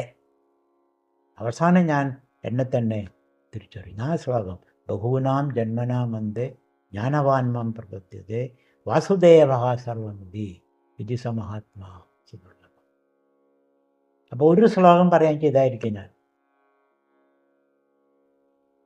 ഈ ഭഗവത്ഗീതയിലായിരുന്നാലും നമ്മുടെ ഭാരതീയ ഏത് ഒരു ആധ്യാത്മിക ഗ്രന്ഥം എടുത്ത് നോക്കിയാലും അതിൻ്റെ ഒരു ബേസിലൊരു വേദാന്ത ചിന്തയുണ്ട്. അപ്പം വേദാന്തത്തിൽ വേദനയുണ്ടോ എന്നുള്ളതാണൊരു. വേദാന്തം ഒരു ദർശനമാണല്ലോ. എന്താണ് ആ ദർശനം? നമ്മൾ കാണുന്ന ദൃശ്യപ്രപഞ്ചത്തിന് ആധാരമായ ചൈതന്യം, ബോധം. ഈ ബോധത്തിലുണ്ടായി ഇല്ലാതായിത്തീരുന്ന പ്രതിഭാസങ്ങളാണ് ഈ ലോകം. ആ ലോകത്തിൽ പെടുന്നതാണ് മനസ്സ്. വേദനയുടെ സ്ഥാനം മനസ്സാണ്, നാം മനസ്സല്ല. അപ്പം വേദാന്തത്തിൽ വേദനയുടെ അറിവുണ്ട്. വേദനയുണ്ട്, മനസ്സിൻ്റെ പ്രത്യേകതയാണ്. പക്ഷേ അതിൽ നിന്ന് ഉപരിയാണ് ഞാൻ. അപ്പോൾ വേദന വേദ്യമാണെന്ന് പറയും. വേദന അറിവിന് വിധേയമായ ഒന്നാണ്. ആ അറിവിന് വിധേയമായത് അറിയുന്ന ആളെ ബാധിക്കുന്നില്ല. അതാണ് അതിൻ്റെ ഫിലോസഫി, തത്വശാസ്ത്രം. വേദാന്തത്തിൽ വേദനയുണ്ടോ? ഉണ്ട്. ഇപ്പോൾ ഈ കസേരയുണ്ടോ? ഉണ്ട്. എന്നാൽ ഉണ്ടോ? ഇല്ല.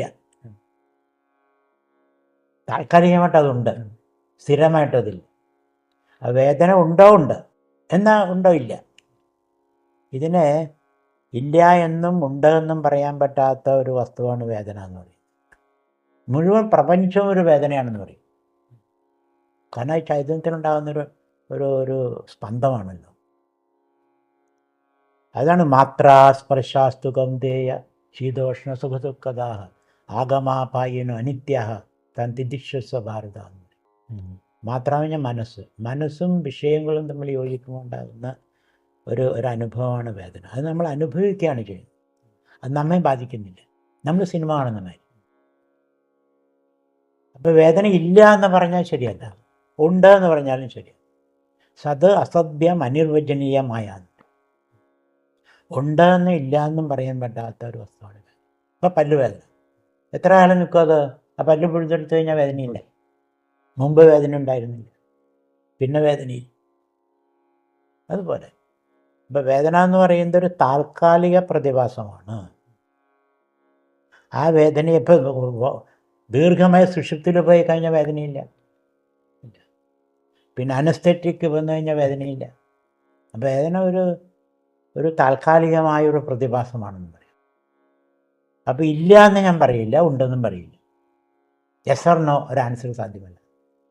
അപ്പോൾ അതുകൊണ്ട് എന്തായി, വേദാന്തി വേദനിക്കുന്ന ആൾക്കാരോട് വലിയ സഹാനുഭൂതി ഉണ്ടായിരിക്കും.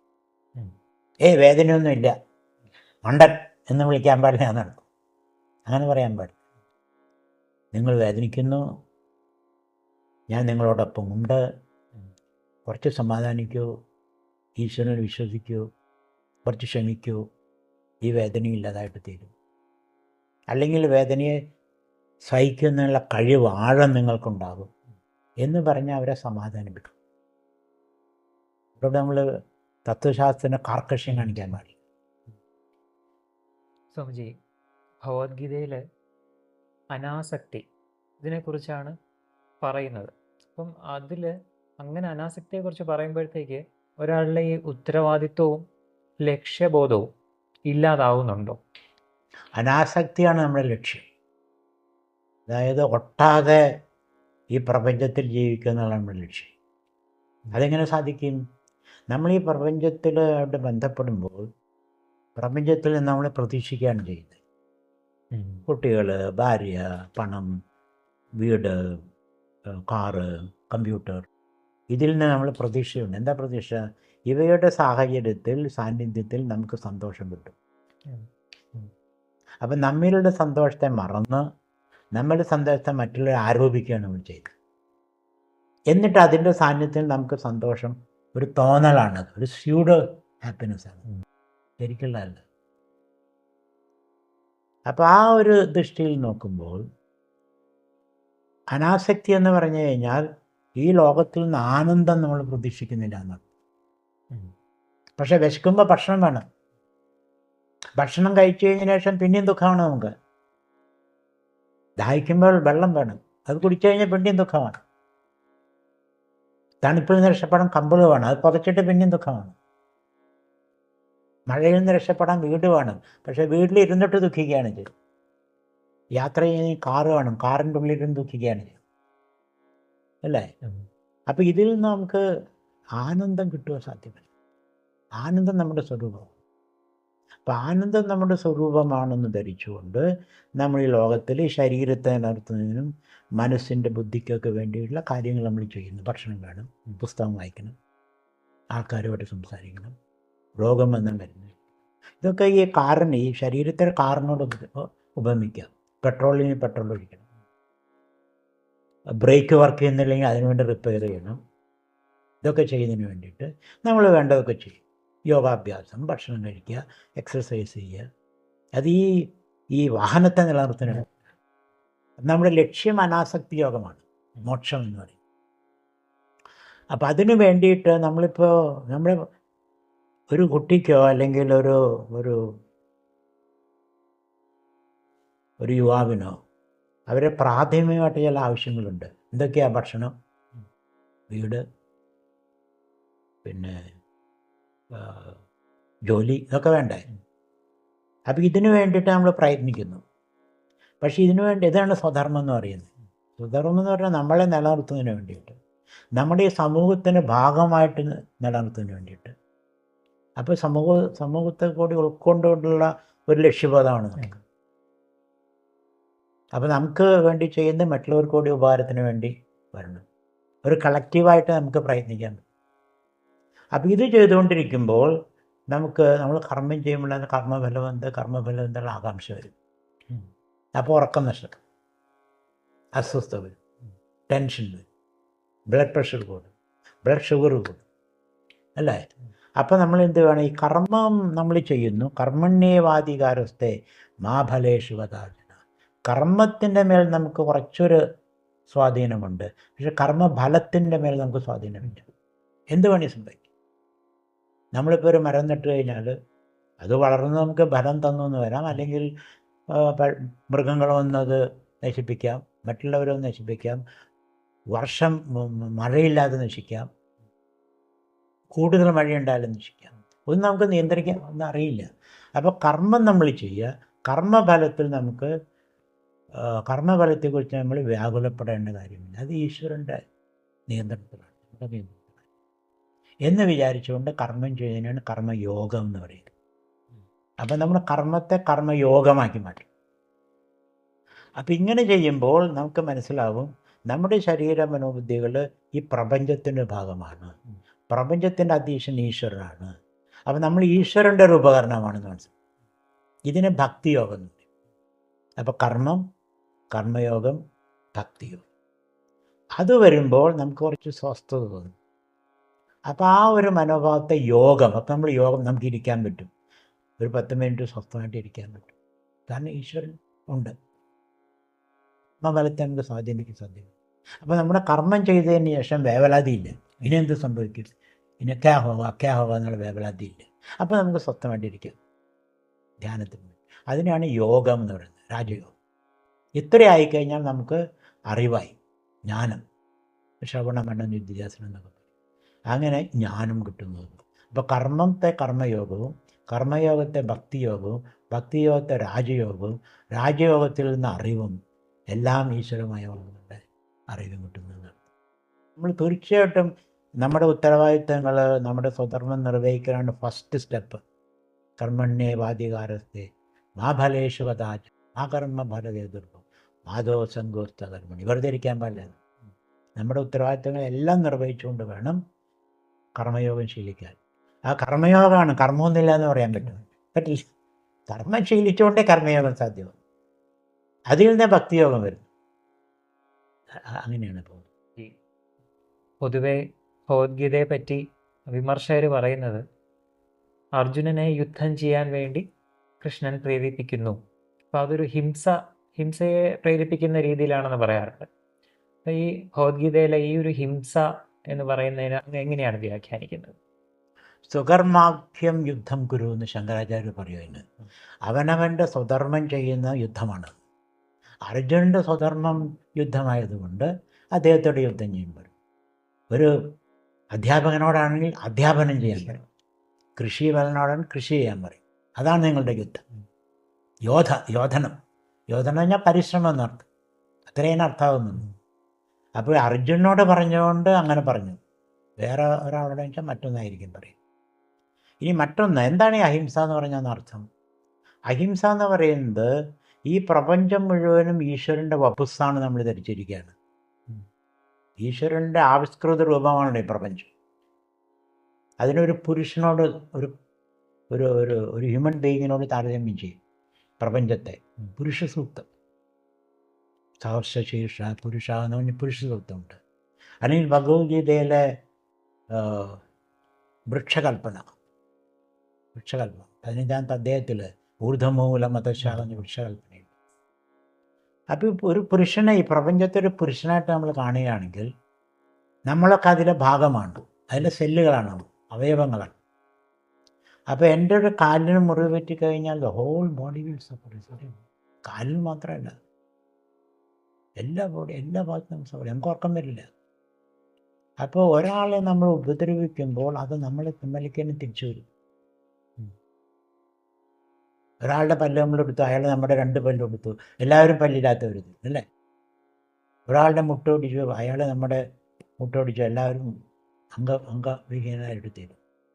അപ്പോൾ ഇതൊരു സമഗ്ര ഭീഷണത്തിൻ്റെ ഭാഗമായിട്ടാണ് അഹിംസ നമ്മൾ പറയുന്നത്. അതായത് മറ്റൊരാളെ ഉപദ്രവിക്കുന്നത് അത് നമ്മിലേക്ക് തന്നെ തിരിച്ചു വരും. ഇതൊരു പൂർണ്ണമായിട്ടുള്ളൊരു പുരുഷനാണ്, ഒരു വ്യക്തിയാണ്, ഒരു മുഴുവൻ പ്രപഞ്ചം നിറഞ്ഞു നിൽക്കുന്നൊരു വ്യക്തിയല്ലേ അത്. അപ്പം നമ്മുടെ ഒരു അവയവത്തിന് ദോഷം വന്ന എല്ലാ അവയവവും ബാധിക്കപ്പെടുന്ന പോലെ ഞാൻ വേറെ ആളെ ഉപദ്രവിക്കുമ്പോൾ എന്ത് കാരണമായാലും ശരി അത് നമ്മിലേക്ക് തന്നെ തിരിച്ചു വരുന്നുണ്ട്. അപ്പം അഹിംസ നമ്മുടെ ഒരു ഐഡിയലാണത്, കഴിയുന്നത്ര അഹിംസയിലേക്ക്. അപ്പോൾ പറയും നിങ്ങൾ ഭക്ഷണം കഴിക്കുമ്പോൾ ഹിംസ ചെയ്യുന്നില്ലേ, അല്ലെങ്കിൽ നിങ്ങൾ നടക്കുമ്പോൾ ഹിംസ ചെയ്യുന്നില്ലേ, കൊതുകിനെ കൊല്ലുന്നില്ലേ? ഇതൊക്കെ സില്ലി ചോദ്യങ്ങളാണ്, അതിൻ്റെ കാര്യം മനസ്സിലാക്കാത്തുള്ള ചോദ്യങ്ങളാണ്. അപ്പോൾ എന്താണ് അഹിംസയുടെ തത്വം? ഇതാണ് തത്വം. മറ്റൊരാളെ ഉപദ്രവിക്കുമ്പോൾ അത് ആനുഷംഗികയാണ്, നമ്മെ തന്നെയാണ് ഉപദ്രവിക്കുന്നത്. ഇപ്പോൾ ഈ ബ്രസീലിലെ ഇന്തോനേഷ്യയിലൊക്കെ റെയിൻ ഫോറസ്റ്റ് മുറിച്ചു കളഞ്ഞു കഴിഞ്ഞാൽ അത് ഈ ലോകത്തെ മുഴുവനും ബാധിക്കും. ലോകത്തെ മുഴുവനും ബാധിക്കും. നമ്മുടെ അങ്ങോട്ട് സങ്കല്പമാണ് ഈ ലോകം എന്ന് പറഞ്ഞൊരു പുരുഷ സങ്കല്പം. അതായത് ഭൗതിക ശാസ്ത്രജ്ഞന്മാർ പറയുന്നത് ലോകം വെറും ഭൗതികമാണ്. നമ്മളങ്ങനെയല്ല, ഭൗതികത ആധ്യാത്മികയുടെ പ്രകടനമാണ് നമ്മൾ പറയുന്നത്, അല്ലേ? അപ്പം ആ ഒരു മനോഭാവത്തിൽ നിന്നാണ് അഹിംസ എന്നുള്ള തത്വം. അപ്പം കഴിയുന്നത്ര ഹിംസ കുറയ്ക്കുക, എന്നിട്ട് നമ്മൾ ഈ ലോകത്തിൽ ജീവിക്കുക. അതിൻ്റെ ഒരു എക്സ്ട്രീമിൽ പോയി കഴിഞ്ഞാൽ, ഇപ്പോൾ ഒരാൾ നമ്മെ ഒരു തോക്കായിട്ട് നമ്മെ ഉപദ്രവിക്കാൻ വരുമ്പോൾ നമ്മൾ നിന്നു കൊടുക്കുക. അപ്പോൾ നമ്മിൽ നിന്നൊരു ഒരു ഉപദ്രവം അദ്ദേഹം പ്രതീക്ഷിക്കുന്നില്ല. അപ്പോൾ അദ്ദേഹത്തിന് സ്വമേധയാ തോക്ക് താഴെ വീഴും. അതിനുള്ള ധൈര്യം നമുക്ക് വേണം. നമ്മളെ ഹൃദയം പടക്കുകയാണെങ്കിൽ അദ്ദേഹം നമുക്ക് നമ്മുടെ വെടിവെക്കും. നമ്മൾ ധൈര്യമായിട്ട് നിൽക്കുകയെന്ന് വെച്ചാൽ അദ്ദേഹത്തിൻ്റെ ഈ വൈബ്രേഷൻ അദ്ദേഹത്തെ ഒരാൾ നമ്മൾ തോക്കായിട്ട് ഉപദ്രവിക്കുക. എന്താ കാരണം? അദ്ദേഹം നമ്മെ ആക്രമിക്കുന്ന പ്രിയംറ്റീവ് ആക്ഷനാണത്. അപ്പം നമ്മിൽ നിന്ന് ഉപദ്രവം എന്ന അദ്വേഷ്ട സർവഭൂതാനെന്ന് ഭഗവത്ഗീതയിൽ പറയില്ല. അപ്പം നമ്മിൽ നിന്ന് ഉപദ്രവം അദ്ദേഹം പ്രതീക്ഷിക്കുന്നില്ലെങ്കിൽ അദ്ദേഹം നമ്മെ ഉപദ്രവിക്കുന്നില്ല.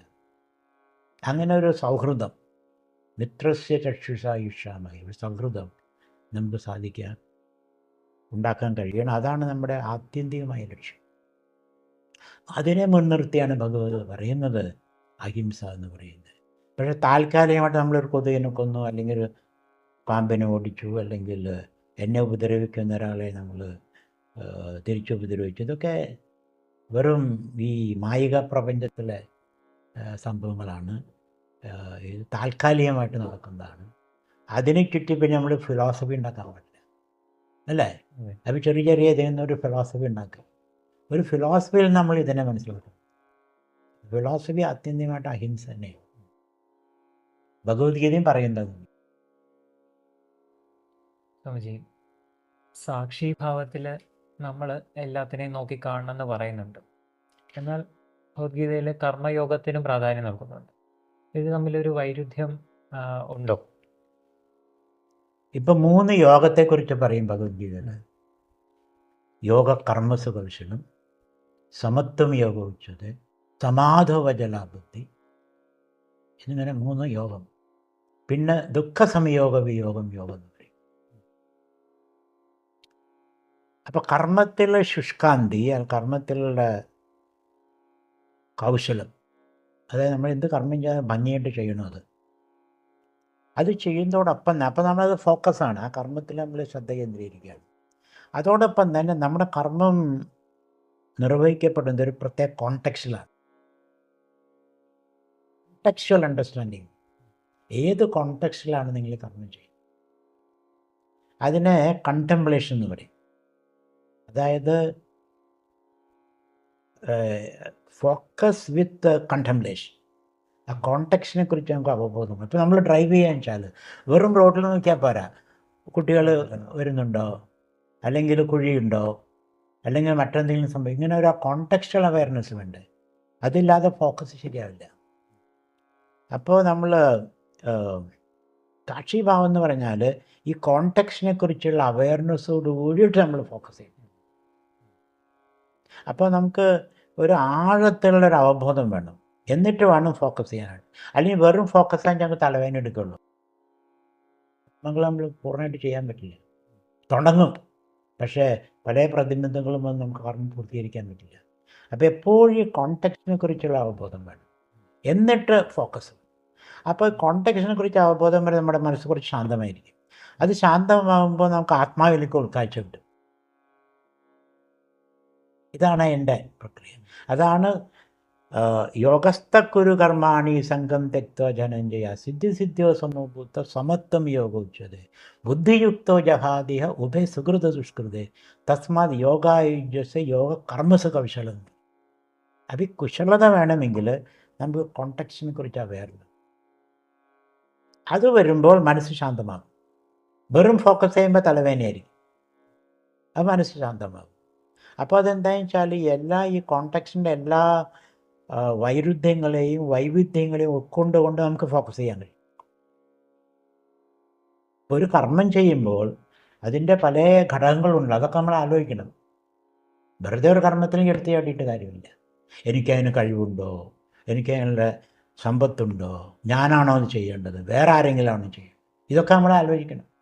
ഏത് കോണ്ടെക്സ്റ്റിലാണ് നമ്മൾ ചെയ്യുന്നത്, ഇതൊക്കെ ആലോചിച്ചുകൊണ്ട് ചെയ്യുമ്പോൾ അത് കണ്ടംപ്ലേറ്റീവ് ആക്ഷനായിട്ട്. അപ്പോൾ കണ്ടംപ്ലേറ്റീവ് ആക്ഷൻ വരുമ്പോൾ മൂന്നാമത്തെ സമാധവജല ബുദ്ധി, നമ്മുടെ മനസ്സിൻ്റെ ഈ മൂന്നാം തൃക്കണ്ണ് തുറക്കും ഇതിലേക്ക്. അപ്പോൾ അതിൽ നമുക്ക് അതിൻ്റെ ആഴത്തിൽ നമുക്ക് ആവേശം ഉൾക്കൊണ്ടുകൊണ്ട് പ്രവർത്തിക്കാൻ കഴിയും. അപ്പം 3 ഘടകങ്ങളും വേണം. നമ്മുടെ ബ്രെയിനതിന് കഴിവുണ്ട്. ഇപ്പം നമ്മൾ 5% ഉപയോഗിക്കുന്നുള്ളൂ. ബാക്കിയുള്ള ബ്രെയിനിൻ്റെ കപ്പാസിറ്റി നമ്മൾ ഉപയോഗിച്ച് കഴിഞ്ഞാൽ നമുക്കിത് 3ഉം ഒരേ അവസരത്തിൽ സാധിക്കും. അത് വരുമ്പോഴാണ് ദുഃഖ സംയോഗ വിയോഗം യോഗോച്ചത് വേറൊരു ഡെഫിനിഷൻ. അപ്പോൾ ദുഃഖത്തിൽ നിന്ന് നമുക്ക്, ദുഃഖം എന്ന് വെച്ചാൽ ചെറിയൊരു സ്പേസ് നടത്തും, അതിൽ നമുക്ക് വിശാലമായ ഈ സ്പേസിൽ നിന്നുകൊണ്ട് കർമ്മങ്ങൾ ചെയ്യാൻ കഴിയും. ഇതെല്ലാം ഒരുമിച്ച് ചെയ്യണം, അതല്ലെങ്കിൽ ബുദ്ധിമുട്ടായിട്ട് തീരുന്നുണ്ട്. അതിന് നമുക്ക് കപ്പാസിറ്റി ഉണ്ട്, അതിന് ഉപയോഗിക്കണം. അത് കുറച്ച് ധ്യാനം ശീലിക്കണം, ഒക്കെ ചെയ്യും. സ്വാമിജി, അഹം നശിച്ചാൽ ഇവിടെ ഉത്തരവാദിത്വം കൂടുകയാണോ കുറയുകയാണോ ചെയ്യുന്നത്? ഈ അഹം എന്നുള്ള നമുക്ക് കുറച്ച് വിശകലനം ചെയ്യേണ്ടതുണ്ട്. അഹത്തിൻ്റെ ഒരർത്ഥം എന്താണെന്ന് വെച്ചാൽ ഞാൻ ശരീര മനോബുദ്ധി എന്നുള്ള ഒരു തോന്നലിനെ അഹം എന്ന് പറയും. അത് സീമിതമായിട്ടുള്ള അഹം. ഈ ശരീര മനോബുദ്ധിയിൽ ഒരു അഹങ്കാരമുണ്ട്. മനസ്സ്, ചിത്തം, ബുദ്ധി, അഹങ്കാരം എന്ന് പറയും. അത് നമ്മുടെ ഒരു ഉപകരണമാണ്. ഈ അഹങ്കാരം നമ്മുടെ ഉപകരണമാണ്. അതിപ്പോൾ നമ്മൾ സംസാരിക്കുമ്പോൾ അങ്ങ് ചോദ്യം ചോദിക്കുന്നു, അതൊരു അഹങ്കാരമാണ്. ചോദ്യകർത്താവിൻ്റെ അഹങ്കാരം. ഞാൻ ഉത്തരം പറയുന്നു, അതൊരു അഹങ്കാരമാണ്. ഉത്തരം ചോദിക്കുന്ന ആളാണ്. അപ്പം ഈ അഹങ്കാരത്തെ നമുക്കില്ലാതാക്കാൻ സാധ്യമല്ല. അപ്പം ഈ ഒരു അഹങ്കാരത്തെ നമ്മൾ വെച്ചുകൊണ്ട് മറ്റുള്ള അങ്ങയുടെ അഹങ്കാരം ഞാൻ ഉൾക്കൊണ്ടാൽ മതി അല്ലേ? അങ്ങയുടെ അഹങ്കാരം എൻ്റെ അഹങ്കാരം കൂടുമ്പോഴാണ് ഈ പ്രവർത്തനം സാധ്യമാകുന്നത്. അപ്പം അഹങ്കാരത്തെ ഇല്ലാതാക്കുകയല്ല ഒരർത്ഥത്തിൽ, മറ്റുള്ള അഹങ്കാരികളെ അംഗീകരിക്കലാണ്. അംഗീകരിച്ചുകൊണ്ട് പ്രവർത്തിക്കാൻ കഴിയും എല്ലാ സ്റ്റേക്ക് ഹോൾഡേഴ്സിനും നമ്മൾ. അതാണ് ഒരർത്ഥം അഹങ്കാരമില്ലായ്മയുടെ അർത്ഥം. മറ്റൊന്ന്, ശരീര മനോബുദ്ധി അല്ലെങ്കിൽ അഹങ്കാരത്തോട് താതാത്മ്യം പ്രാപിക്കാതെ ഞാൻ സച്ചിദാനന്ദമെന്ന് അറിഞ്ഞുകൊണ്ട് പ്രവർത്തിക്കലാണ്. ഈ ഉപകരണത്തെ ഉപയോഗിക്കും. അപ്പോൾ നമ്മുടെ അഹങ്കാരം വളരെ വെഴ്സറ്റൈലായിട്ട് തീരും. ഇപ്പം അങ്ങയുടെ ഗുരുവിൻ്റെ അടുത്ത് പോകുമ്പോൾ അങ്ങ് വളരെ വിനയാന്യതനായിട്ട്, ഹനുമാൻ്റെ മാതിരി, സീതയുടെ അടുത്ത് വളരെ, രാവണൻ്റെ അടുത്ത് അദ്ദേഹത്തിൻ്റെ വിശ്വരൂപം കാണിച്ചു. അപ്പോൾ നമ്മുടെ അഹങ്കാരത്തെ പരിതസ്ഥിതിക്കകത്ത് ഉപയോഗിക്കുന്നതിന് നമുക്ക് കഴിയണം.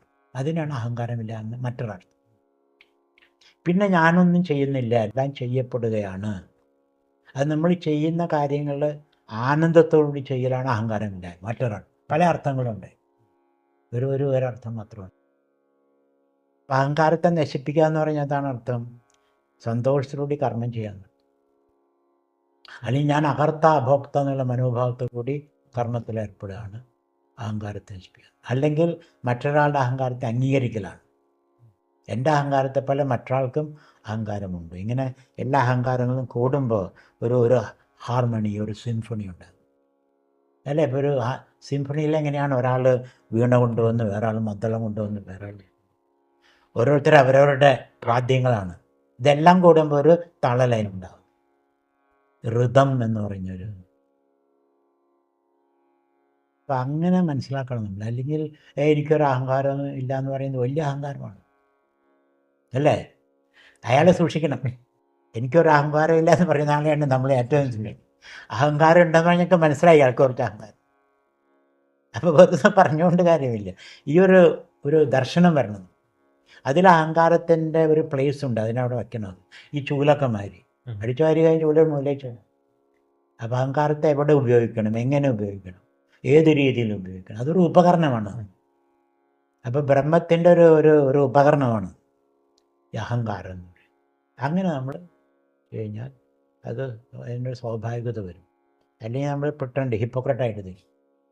ഭഗവാൻ പറയില്ലേ, കർമ്മേന്ദ്രിയാണി സംയമ്യ യാസ്തേ മനസ്സാസ്മരൺ ഇന്ദ്രിയാർത്ഥൻ വിമൂഢാത്മ മിഥ്യാചാര സൂക്ഷ്യത. അഹങ്കാരം ഇല്ലയെന്ന് പറയും, പക്ഷെ അതേ ഉള്ളൂ. അപ്പോൾ മിഥ്യാചാരി ഹിപ്പോക്രറ്റ്. സ്വാമിജി, ഭക്തി, ജ്ഞാനം, കർമ്മം, ഇവ മൂന്നും നമ്മൾ പറയുന്നുണ്ട്. അപ്പോൾ ഇതിൽ ഏതാണ് മോക്ഷത്തിലേക്ക് കൂടുതൽ സഹായിക്കുന്നത്? ഇതെല്ലാം വേണം. ഇതിനെ തരംതിരിക്കാൻ നമുക്ക് പറ്റില്ല. കർമ്മമുണ്ട്. ന കശ്ചിത് ക്ഷണമപി ജാതു തിഷ്ഠതി കർമ്മത. ഒരു നിമിഷം നമുക്ക് കർമ്മം ചെയ്യാതിരിക്കാൻ പറ്റില്ല. കർമ്മം സംഭവിക്കുന്നത് ശരീരത്തിൻ്റെയും മനസ്സിൻ്റെയും ബുദ്ധിയുടെയും അഹങ്കാരത്തിൻ്റെയും തലത്തിൽ. അത് നമ്മുടെ ഉപകരണം. അപ്പോൾ കർമ്മത്തിൽ നിന്ന് രക്ഷയില്ല. കർമ്മം ചെയ്തുകൊണ്ടിരിക്കും. കർമ്മത്തിൽ നിന്നുള്ള മുക്തിയല്ല, കർമ്മം ചെയ്തുകൊണ്ടുള്ള മുക്തിയാണെന്ന് പറയും. കർമ്മം ചെയ്തുകൊണ്ടുള്ള മുക്തിയാണ്. അപ്പോൾ കർമ്മം വേണം. കർമ്മം ഉണ്ടെങ്കിലേ കർമ്മയോഗം സാധ്യമാവുള്ളൂ. കർമ്മയോഗം ഉണ്ടെങ്കിലേ ഭക്തിയോഗം സാധ്യമാകുള്ളൂ. അപ്പം അതുകൊണ്ട് ഇതിനെ തരംതിരിച്ച് ഒരാൾ കർമ്മയോഗി, ഒരാൾ ഭക്തി, അത് പറയുന്നത് ശരിയല്ല. ഇതെല്ലാം വേണം നമുക്ക്. കർമ്മം വേണം, കർമ്മയോഗം വേണം, ഭക്തി വേണം. അപ്പോൾ ഇതൊക്കെയുള്ള ആൾക്കാർക്കാണ് പിന്നെ ജ്ഞാനം വരിക. ജ്ഞാനം എന്ന് പറഞ്ഞാൽ ശ്രവണ മനന നിധ്യാസനമാണ്. ജ്ഞാനമില്ലാതായി തീരുന്നതാണ് ഞാൻ. എൻ്റെ സ്വരൂപം ആനന്ദമാണെന്ന് അറിയലാണ് ഞാൻ.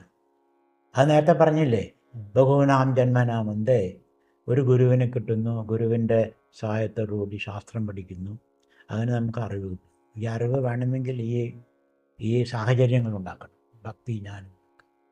അപ്പോൾ ഒരു മനുഷ്യന് നമുക്ക് ലങ്സ് ഉണ്ട്, ഹൃദയമുണ്ട്, വയറുണ്ട്, ബ്രെയിനുണ്ട്, അല്ലേ? എല്ലാം കൂടി ഒരുമിച്ച് പ്രവർത്തിക്കണം. ഈ ഓർഗൻസൊക്കെ സെമി ഓട്ടോമാറ്റിക്കാണ്. അത് സ്വയം പ്രവർത്തിക്കും. പക്ഷേ ഇത് പരസ്പരം സഹായിച്ച് പ്രവർത്തിക്കണം. ബ്രെയിൻ ഇല്ലെങ്കിൽ ഹാർട്ട് പ്രവർത്തിക്കും, ഹാർട്ടില്ലെങ്കിൽ ബ്രെയിൻ സാധ്യമല്ല. ലങ്സ് ഇല്ലെങ്കിൽ ഇത് രണ്ടും പ്രവർത്തിക്കില്ല. ഭക്ഷണം ഇല്ലെങ്കിൽ ഒന്നും സാധ്യമല്ല, അല്ലേ? അപ്പോൾ വയറിൻ്റെ സ്ഥാനത്ത് ഞാൻ കർമ്മം എന്ന് പറയും, ഹൃദയത്തിൻ്റെ സ്ഥാനത്ത് ഭക്തി എന്ന് പറയും, ലങ്സിൻ്റെ സ്ഥാനത്ത് യോഗം എന്ന് പറയും, ബ്രെയിനിൻ്റെ സ്ഥാനത്ത് ജ്ഞാനം എന്ന് പറയും. എല്ലാം ഒരുമിച്ച് പ്രവർത്തിക്കണം എങ്കിലേ പൂർണ്ണത വരിക. ഇതിനെ സമന്വയ യോഗം എന്ന് പറയും. മഹായോഗം എന്ന് അരബിന്ദോ പറയും. എല്ലാത്തിനും യോജിപ്പിച്ചുകൊണ്ടുള്ള. കാരണം എല്ലാത്തിനും ആവശ്യമുണ്ട്. മനസ്സിനെ സൃഷ്ടിച്ചത് ഞാനാണോ അതോ എന്നെ സൃഷ്ടിച്ച ഈശ്വരനാണോ? അതിപ്പോൾ ഞാൻ എന്നുള്ളതിൻ്റെ അർത്ഥം നമ്മൾ കുറച്ച് ആലോചിക്കാനുണ്ട്. എന്താണ് ഞാൻ? എന്താണ് ഈശ്വരൻ എന്ന് പറഞ്ഞാൽ? എന്താണ് മനസ്സ്? അപ്പോൾ നമ്മൾ ഈ വാക്ക് ഉപയോഗിക്കുമ്പോൾ അതിൻ്റെ അർത്ഥവും മനസ്സിലാക്കിക്കൊണ്ട് നമുക്ക് ഉപയോഗിക്കുന്നത്. ആരാണ് ഞാൻ? ശരീരമാണോ, മനസ്സാണോ, ബുദ്ധിയാണോ, അഹങ്കാരം?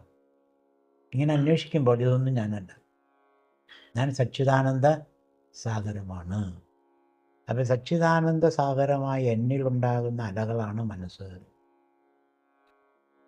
ഈ അലകളുടെ സമാഹാരമാണ് ഈശ്വരൻ. സമഷ്ടി ഉപഹിത ചൈതന്യം എന്ന് പറയും. അപ്പോൾ ബ്രഹ്മത്തിൽ ഉണ്ടാകുന്ന സമഷ്ടി അലകളാണ്, മനസ്സാണ് ഈശ്വരൻ എന്ന് പറയും. അപ്പോൾ ആരെ സൃഷ്ടിച്ചു എന്ന് ചോദിച്ചു കഴിഞ്ഞാൽ, ഈശ്വരൻ എന്നെ സൃഷ്ടിച്ചു.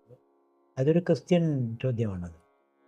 ഈശ്വരൻ ഒരു ദിവസം ലോകമുണ്ടാകട്ടെ എന്ന് പറഞ്ഞ് ലോകമുണ്ടായി. അങ്ങനെയല്ല നമ്മൾ കാണുന്നത്.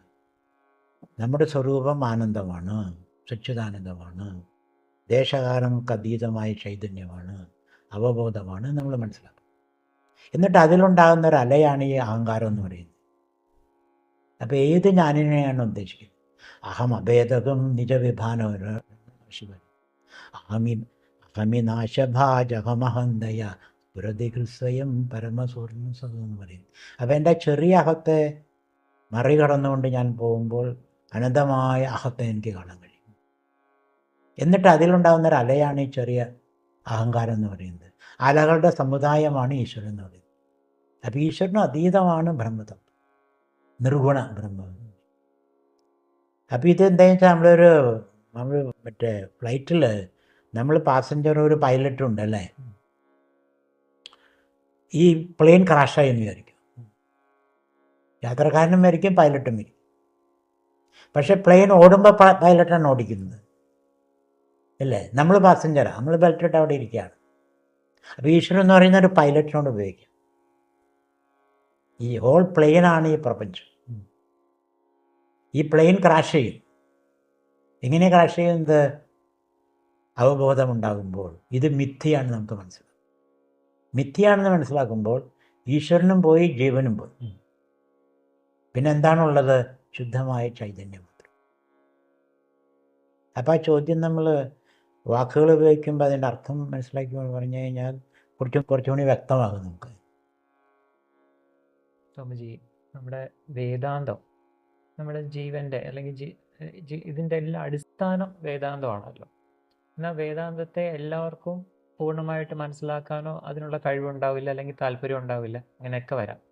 അപ്പോൾ ഒരു കഥയിലൂടെ നമുക്ക് അതിനെ ഒന്ന് മനസ്സിലാവുന്ന രീതിയിൽ നമുക്കൊന്ന് പറഞ്ഞു തരാം. മുഖ്യമായിട്ട് നമ്മൾ പറയുന്ന കഥ ദശമോ നഷ്ടമാകുന്ന കഥ, ദശമൻ്റെ കഥ, പത്താമൻ്റെ കഥ.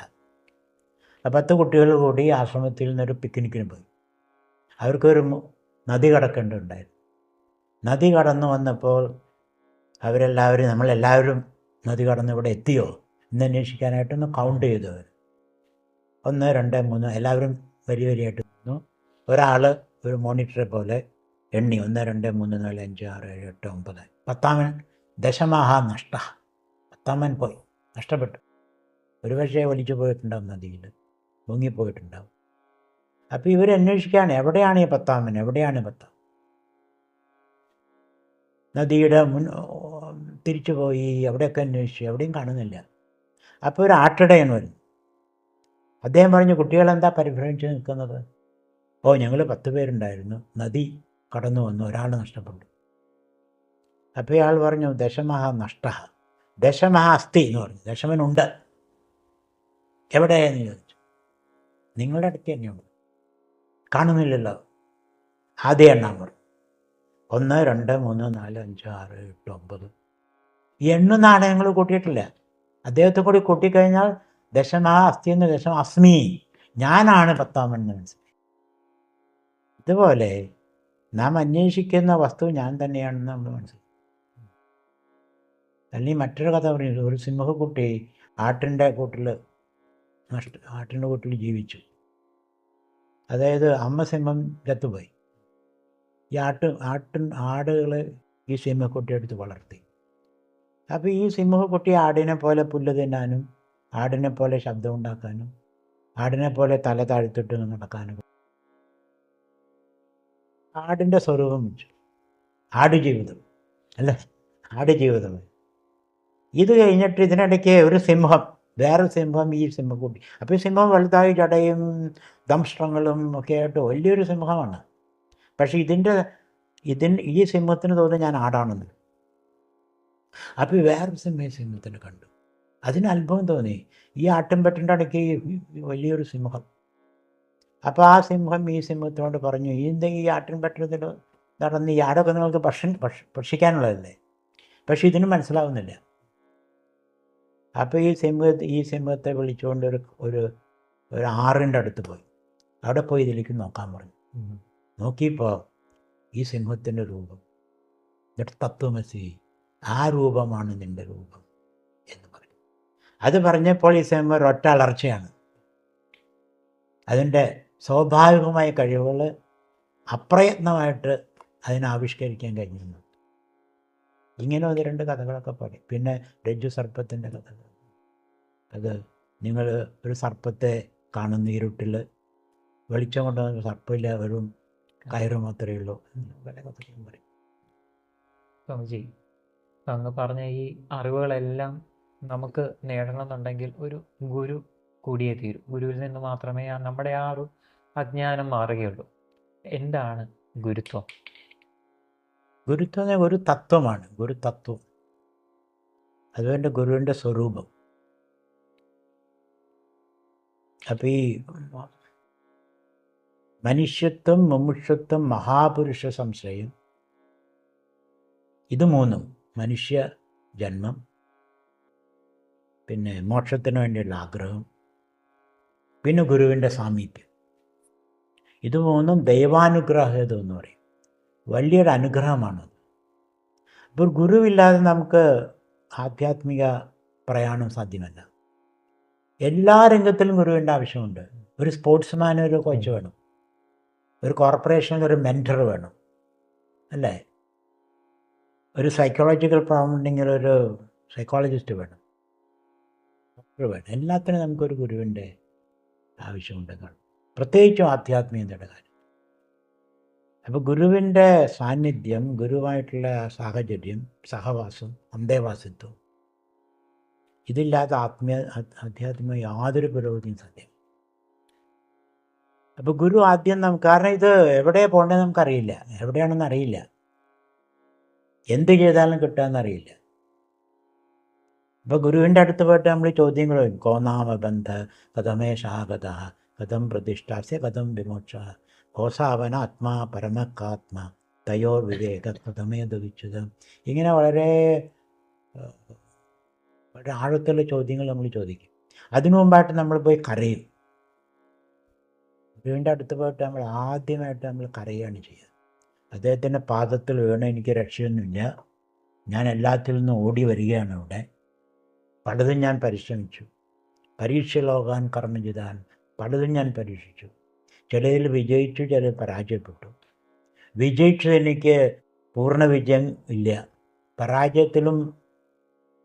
പരാജയപ്പെട്ടിട്ട് ഞാൻ നിലനിൽക്കുന്നുണ്ട്. അപ്പം ഇങ്ങനെയുള്ളൊരു സംസാര സാഗരത്തിൽ മുങ്ങിയും താന്നും ഞാൻ ഇരിക്കുകയാണ്. മുങ്ങിപ്പോയിട്ടുമില്ല, അതാണ് വേറെ കുഴപ്പം. മുങ്ങിപ്പോയി വിചാരിക്കുമ്പോൾ പൊന്തി വരും. ഇത്തരത്തിലുള്ള അവസ്ഥയിൽ നിന്നും ഞാൻ അങ്ങയുടെ അടുത്ത് വന്നിരിക്കുകയാണ്. അർജുനൻ പറഞ്ഞ മാതിരി കാർപ്പണ്യദോഷോപഗതസ് പൃച്ഛാമിത്വം ധർമ്മ യശ്രേയസ്യ നിശ്ചിതം ബ്രൂയമേ ശിഷ്യഹാത്തെ അഹം ഷാദി മാം പ്രപന്നം. എന്നെ രക്ഷിക്കൂ, എന്നെ ഉദ്ധരിക്കൂ, എന്നെ ഉദ്ബുദ്ധനാക്കൂ എന്ന് പറഞ്ഞുകൊണ്ട് ഗുരുവിന്. അപ്പോൾ ഗുരു വളരെ പ്രധാനപ്പെട്ട ഒരു സ്ഥാപനമാണ് അദ്വൈത വേദാന്തത്തിൽ. എല്ലാ സംസ്കാരത്തിലും, ക്രിസ്ത്യാനിറ്റിയിലെ മോസസ്, നബി, ക്രൈസ്റ്റ്, കൺഫ്യൂഷ്യസ് ഇൻ ചൈന, ലവോസു, എല്ലാ മതത്തിലും, ഇപ്പോൾ ആഫ്രിക്കയിലെ ട്രൈബൽ മതത്തിലും ഒരു മെഡിസിൻ മാൻ എന്ന് പറഞ്ഞാൽ വടിയും പിടിച്ച ഒരാൾ വരും. അദ്ദേഹം വടി വീശൊരു നമ്മളെ ഉത്ഭുതരാകും. അപ്പോൾ ഉത്ഭുതയിലേക്ക് ഉണരണമെങ്കിൽ ഒരു ഗുരുവിൻ്റെ സാഹചര്യവും സാന്നിധ്യവും അനുഗ്രഹവും കൃപയും ഒക്കെ വേണം. കടാക്ഷകിരണാക്ഷ, ഗുരുവിൻ്റെ ഒരു കണ്ണിൻ്റെ ഒരു കോണിൽ നിന്നുള്ള ഒരു വീക്ഷണം വേണമെന്ന് പറയും. അത് മതിയെന്ന് പറയും. അതുണ്ടെങ്കിൽ എല്ലാമായി. ഗുരുവിൻ്റെ അനുഗ്രഹം ഇല്ലാതെ ഒന്നും സാധ്യമല്ല. അപ്പോൾ ഗുരു നമ്മുടെ ശിക്ഷാഗുരുവാവാം, ദീക്ഷാഗുരുവാവാം. അപ്പോൾ ഗുരു ഒരു മന്ത്രം തരും നമുക്ക്, ഒരു ഇഷ്ടദേവതയും തരും, മന്ത്രം ചൊല്ലുക. കുറച്ച് കഴിഞ്ഞതിന് ശേഷം അന്ധക്കരണ ശുദ്ധിയൊക്കെ തട്ടും. പിന്നെ അദ്ദേഹം മഹാവാക്യ ഉപദേശം തരും, തത്വമസി എന്നുള്ള. അതിനെ മനന ധ്യാനങ്ങൾ കുറിച്ച്. അപ്പോൾ ഗുരു വളരെ പ്രധാനപ്പെട്ട ഒരു ഇൻസ്റ്റിറ്റ്യൂഷനാണത്. Without guru nothing is possible.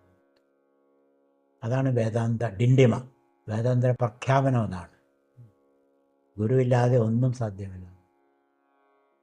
അപ്പോൾ ഗുരു എന്ന് പറഞ്ഞാൽ ആരാണ്? അദ്ദേഹത്തിനൊരു ഗുരു ഉണ്ടായിരിക്കണം. ഒരാൾ ഗുരുവാണെന്ന് പറഞ്ഞ് നിങ്ങളുടെ ഗുരു ആരാണെന്ന് ചോദിക്കണം. എനിക്ക് ഗുരുവൊന്നുമില്ല, ഞാൻ മഴയിൽ പൊട്ടി വന്നതാണെന്ന് പറഞ്ഞ് ശരിയാണ്. അദ്ദേഹം ഏതെങ്കിലും ഒരു ഗുരുവിൻ്റെ പാദത്തിൽ ഇരുന്ന് വിനയാന്വിതനായിട്ട് പഠിച്ചിരിക്കണം, ശാസ്ത്രാധ്യയനം ചെയ്തിരിക്കണം. അപ്പോൾ ഗുരുവിന് നിർവചനമുണ്ട്. ശ്രോത്രിയം ബ്രഹ്മനിഷ്ഠം, ശാസ്ത്രം പഠിക്കുകയും ബ്രഹ്മനിഷ്ഠനായി തീരുകയും ചെയ്ത ഒരാളായിരിക്കും. ശാസ്ത്രം കൈകാര്യം ചെയ്യാൻ അറിയുന്ന ഒരാളായിരിക്കും. അഹേതുക ദയാസിന്ധുവായിരിക്കും. അപാരമായ കാരുണ്യത്തിൻ്റെ കടലായിരിക്കും. ഇതൊക്കെയാണ് ഗുരുവിൻ്റെ നിർവചനം. അപ്പം അത്തരത്തിലുള്ള ഒരാളെയായിട്ട് നമ്മൾ ഗുരുവായിട്ട് ഒക്കെ വളരെ പ്രധാനപ്പെട്ട ഒരു ഇൻസ്റ്റിറ്റ്യൂഷനാണ് ഗുരു എന്ന് പറയുന്നത്. ഇപ്പോൾ ഗുരു ഒരു പ്രത്യേക വ്യക്തിയല്ല, ഒരു പരമ്പരയാണത്. സദാശിവ സമാരംഭം, ശങ്കരാചാര്യ മധ്യമം, ഭസ്മദാചാര്യ വന്ദേ ഗുരു പരമ്പര. പിന്നെ ഗുരു ശിഷ്യനെ നോക്കുന്നത് ഇയാൾക്കൊന്നും അറിയില്ല എന്നുള്ള ബോധത്തിലല്ല. ഇദ്ദേഹം ബ്രഹ്മമാണെന്ന ദൃഷ്ടിയാണ് ഗുരുവിന്. എൻ്റെ മുന്നിലിരിക്കുന്നത് ശുദ്ധ ബ്രഹ്മമാണെന്നുള്ള ദൃഷ്ടിയിലാണ് ഗുരു ശിഷ്യനെ കാണേണ്ടത്. ആ ഒരു ദൃഷ്ടിയില്ലെങ്കിൽ ഗുരു ശിഷ്യ ബന്ധം അടഞ്ഞു പോകും, അത് സ്ഥായിയായിട്ട് നിൽക്കില്ല. അപ്പോൾ ഗുരു ശിഷ്യനെ കാണുന്നത് ശുദ്ധ ബ്രഹ്മമായിട്ടാണ്, തന്നെ ശിഷ്യൻ കാണുകയാണ്. അത്തരത്തിലുള്ള മനോഭാവം ഗുരുവിന് ശിഷ്യനോട് വേണം. അല്ലെങ്കിൽ ആ ബന്ധം സ്ഥായിയല്ല. നമ്മൾ അവരെ ശിഷ്യനെ എക്സ്പ്ലോയിറ്റ് ചെയ്യും. ആ ജോലി ചെയ്യോ, ഈ ജോലി ചെയ്യോ, അത് ചെയ്യോ, ഇത് ചെയ്യോ. നിശുൽക്കദാസന്, അതായത് പ്രതിഫലമൊന്നും കിട്ടാതെ ജോലി ചെയ്യിപ്പിക്കും. അത് ശരിയാണ്, എക്സ്പ്ലോയിറ്റ് ചെയ്യുന്നു ശിഷ്യൻ. ഇത് ഗുരു ശിഷ്യനെ കാണുന്നത് താൻ ബ്രഹ്മമാണ്, ഇദ്ദേഹവും ബ്രഹ്മമാണ് എന്നുള്ളൊരു ബോധത്തോടുകൂടി ബന്ധപ്പെടുന്നു. അപ്പോഴേ നമ്മൾ ഗുരു ശിഷ്യ ബന്ധം സ്ഥായിയായിട്ട് നിൽക്കുന്നു. പരമമായൊരു ബന്ധമാണത്. മാതാപിതാക്കളുടെ ബന്ധം സ്ഥായിയല്ല, അത് ഈ ശരീരമായിട്ടുള്ള ബന്ധമാണ്. ആ ബന്ധം ഗുരുവായിട്ട് മാത്രമേ ഉണ്ടാവൂ. വളരെ പ്രധാനപ്പെട്ട അതാണ് ഗുരു ബ്രഹ്മ, ഗുരു വിഷ്ണു, ഗുരുദേവോ മഹേശ്വര, ഗുരു സാക്ഷാത് പരം ബ്രഹ്മ, തസ്മൈ ശ്രീ ഗുരവേ നമഃ. ഇത്രയും നേരത്തെ ഈ ഒരു സത്സംഗത്തിന് എന്ത് പറയണം എന്നുള്ളത് നമുക്കറിയില്ല. കാരണം നമ്മൾ മീറ്റ് മീ മെഡിറ്റേഷൻ ചാനലിലെ സാധകർക്ക് ലഭിച്ച ഒരു മഹാപുണ്യം എന്ന് തന്നെ പറയാം സ്വാമിജിയുമായിട്ടുള്ള, ബോധാനന്ദ സ്വാമിജിയുമായിട്ടുള്ള ഒരു സത്സംഗം. കാരണം തുടക്കത്തിൽ നമ്മൾ പറഞ്ഞു, ധ്യാനം സംഭവിക്കുന്നത് സ്വാഭാവികതയിലാണ്. ധ്യാനത്തിൽ മനസ്സിന് പ്രവർത്തിക്കാൻ സാധിക്കില്ല. നമ്മളെ നിരീക്ഷിക്കുന്ന, ധ്യാനം ആരിലാണോ സംഭവിക്കുന്നത് അവനെ നിരീക്ഷിക്കുന്ന ഇതിലാണ് ധ്യാനം സംഭവിക്കുന്നത്. ഒരു ധ്യാനാത്മക മനസ്സ് നമ്മളിൽ സ്വാഭാവികമായിട്ടും ഉണ്ടാവുകയാണ് ചെയ്യുന്നത്. അപ്പം സ്വാമിജിയുടെ ഈ ഒരു ജീവിതം നമ്മളിലേക്ക് എത്തിച്ചപ്പോൾ, പകർന്നു നൽകിയപ്പോൾ നമുക്ക് മനസ്സിലായതും ഇത് തന്നെയാണ്. ഇത് ഈശ്വര നിയോഗമാണ്. ഓരോ ജന്മത്തിനും ഓരോ നിയോഗമാണ്. ആ ഒരു ഈശ്വര നിയോഗത്താലാണ് സ്വാമിജി വളരെ ചെറുപ്പത്തിലെ വളരെ കഷ്ടപ്പെട്ട് കർക്കശമായിട്ടുള്ള ജീവിത രീതികളിൽ കൂടി മുന്നോട്ട് പോയി വീട് തന്നെ വിട്ട് സ്വയം തിരിച്ചറിയാൻ വേണ്ടി ഉള്ളിലേക്കുള്ള ഒരു യാത്ര തന്നെയായിരുന്നു അദ്ദേഹം നടത്തിക്കൊണ്ടിരുന്നത്. അപ്പോൾ ആ ഒരു ഈശ്വര നിയോഗം, ഈ ഒരു അറിവ് നേടിയപ്പോഴും, എന്താണ് ആ ഈശ്വരൻ എന്നുള്ള തത്വത്തെ തിരിച്ചറിഞ്ഞപ്പോഴും, ആ അഹങ്കാരത്തിൻ്റെ അല്ലെങ്കിൽ ആ അറിവിൻ്റെ ഭാരമില്ലാതെ, ഒരു തൂവലിൻ്റെ ഭാരം പോലും ഇല്ലാതെ സ്വയം തിരിച്ചറിഞ്ഞ് അതിൽ ആ ഒരു ധ്യാനാത്മക മനസ്സിൽ ജീവിക്കാൻ സാധിക്കുന്നത് കൊണ്ടാണ് നമുക്ക് ഇത്രയും അറിവ് പറഞ്ഞു തരാൻ സാധിച്ചത്. ഈ ഒരു അവസരം നമുക്ക് ലഭിച്ചതിന് വളരെ നന്ദി, അല്ലെങ്കിൽ നന്ദി പറഞ്ഞാലും തീരില്ല, നമ്മുടെ ഒരു ഭാഗ്യം തന്നെയാണ്. സ്വാമിജിയെ നമ്മൾ ബോധാനന്ദ കേന്ദ്രത്തിൽ വന്ന് കാണുമ്പോഴത്തേക്ക്, തുടക്കത്തിൽ കാണുമ്പോഴത്തേക്ക് ഇവിടെ വിവേക ചൂടാമണിയുടെ ഒരു സത്സംഗം നടന്നുകൊണ്ടേയിരിക്കുകയായിരുന്നു. ഇപ്പോഴും സ്വാമിജി അമേരിക്കയിൽ വന്നിട്ട് കുറച്ച് നാളെ ആയിട്ടുള്ളൂ. ഈ തിരക്കിനിടയിലാണ് നമ്മൾ മീറ്റ് മീ മെഡിറ്റേഷൻ ചാനലിന് വേണ്ടിയിട്ട് ഈ ഒരു സമയം നീക്കി വെച്ചത്. ഇപ്പം 2 മണിക്കൂറിൽ കൂടുതലായി നമ്മൾ സത്സംഗം ചെയ്യാൻ തുടങ്ങിയിട്ട്. അപ്പം എന്തുകൊണ്ടും ഈ അറിവിനെ പകർന്നു തരണം എന്നുള്ള ആ ഒരു കാരുണ്യമാണ് സ്വാമിജി ഇപ്പം പറഞ്ഞ ആ ഒരു ഗുരുവിൻ്റെ ഒരു വിശേഷണം പറഞ്ഞല്ലോ. ആ ഗുരു കാരുണ്യവാനാണ് എന്നുള്ളത് ജീവിതത്തിൽ പ്രാവർത്തികമാക്കി തെളിയിച്ചുകൊണ്ട് നമുക്ക് അറിവ് പകർന്നു തന്നുകൊണ്ടേയിരിക്കുകയാണ് സ്വാമിജി. എന്തായിരുന്നാലും സ്വാമിജിയെ ഈ ഒരു സത്സംഗത്തിന് ലഭിച്ചത് നമ്മുടെ പുണ്യമാണെന്ന് വീണ്ടും ഒരിക്കൽ കൂടി പറയുകയാണ്. അങ്ങയുടെ പാദങ്ങളിൽ പ്രണാമങ്ങൾ അർപ്പിക്കുകയാണ്, കോടി പ്രണാമങ്ങൾ അർപ്പിക്കുകയാണ്. എത്ര പറഞ്ഞാലും ഈ ഒരു അവസരം നൽകിയതിന് നന്ദി പറഞ്ഞാലും തീരില്ല. ഒരിക്കൽ കൂടി നന്ദി പറയുകയാണ്. നമ്മൾ സാധകരോട്, മീറ്റ് മീ മെഡിറ്റേഷൻ ചാനലിലെ സാധകരോട് നിങ്ങൾക്ക് എന്ത് സന്ദേശമാണ് നൽകാൻ? ഞാൻ പറയാനുള്ളതൊക്കെ പറഞ്ഞു കഴിഞ്ഞു. ഇനി ചുരുക്കി പറയുകയാണെങ്കിൽ, നമ്മൾ വലിയൊരു സംസ്കാരത്തിൻ്റെ പൈതൃകം നമുക്കുണ്ട്. ആഴത്തിലുള്ള സ്ഥായിയായ ഒരു സംസ്കാരം, ഭാരതീയ വൈദിക സംസ്കാരം. അതിൻ്റെ രത്നം ചുരുക്കം അദ്വൈത വേദാന്തമാണ്.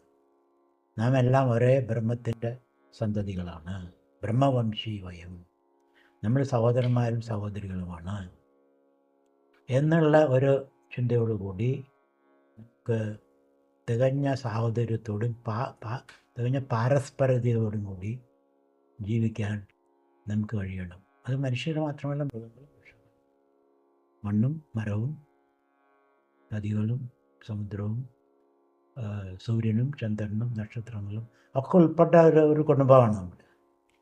ആ ഒരു മനോഭാവത്തോടു കൂടി നമുക്ക് പരസ്പരം എടുത്തും കൊടുത്തും മനസ്സിലാക്കിയും സഹകരിച്ചും ജീവിക്കാൻ നമുക്ക് കഴിഞ്ഞാൽ ഒരു പക്ഷേ മനുഷ്യവംശം നിലനിൽക്കും. അല്ലെങ്കിൽ മനുഷ്യവംശം പണ്ടത്തെ ഡൈനോസറിനെ പോലെ അല്ലെങ്കിൽ അപ്രത്യക്ഷമാവാൻ സാധ്യതയുണ്ട്. ഇത് ബ്രഹ്മത്തിൻ്റെ ഒരു പരീക്ഷണം മാത്രമാണ്. നമ്മൾ പല പരീക്ഷണങ്ങൾ നടത്തി. ഈ പരീക്ഷണം പരാജയപ്പെട്ടാൽ ബ്രഹ്മം മറ്റൊരു പരീക്ഷണം പോസ്റ്റ് ഹ്യൂമനിസത്തിലേക്ക് വരും. അപ്പോൾ നമുക്ക് നിലനിൽക്കണമെങ്കിൽ ഈ അദ്വൈത ദൃഷ്ടിയോടുകൂടി നമുക്ക് ജീവിക്കാൻ കഴിയണം.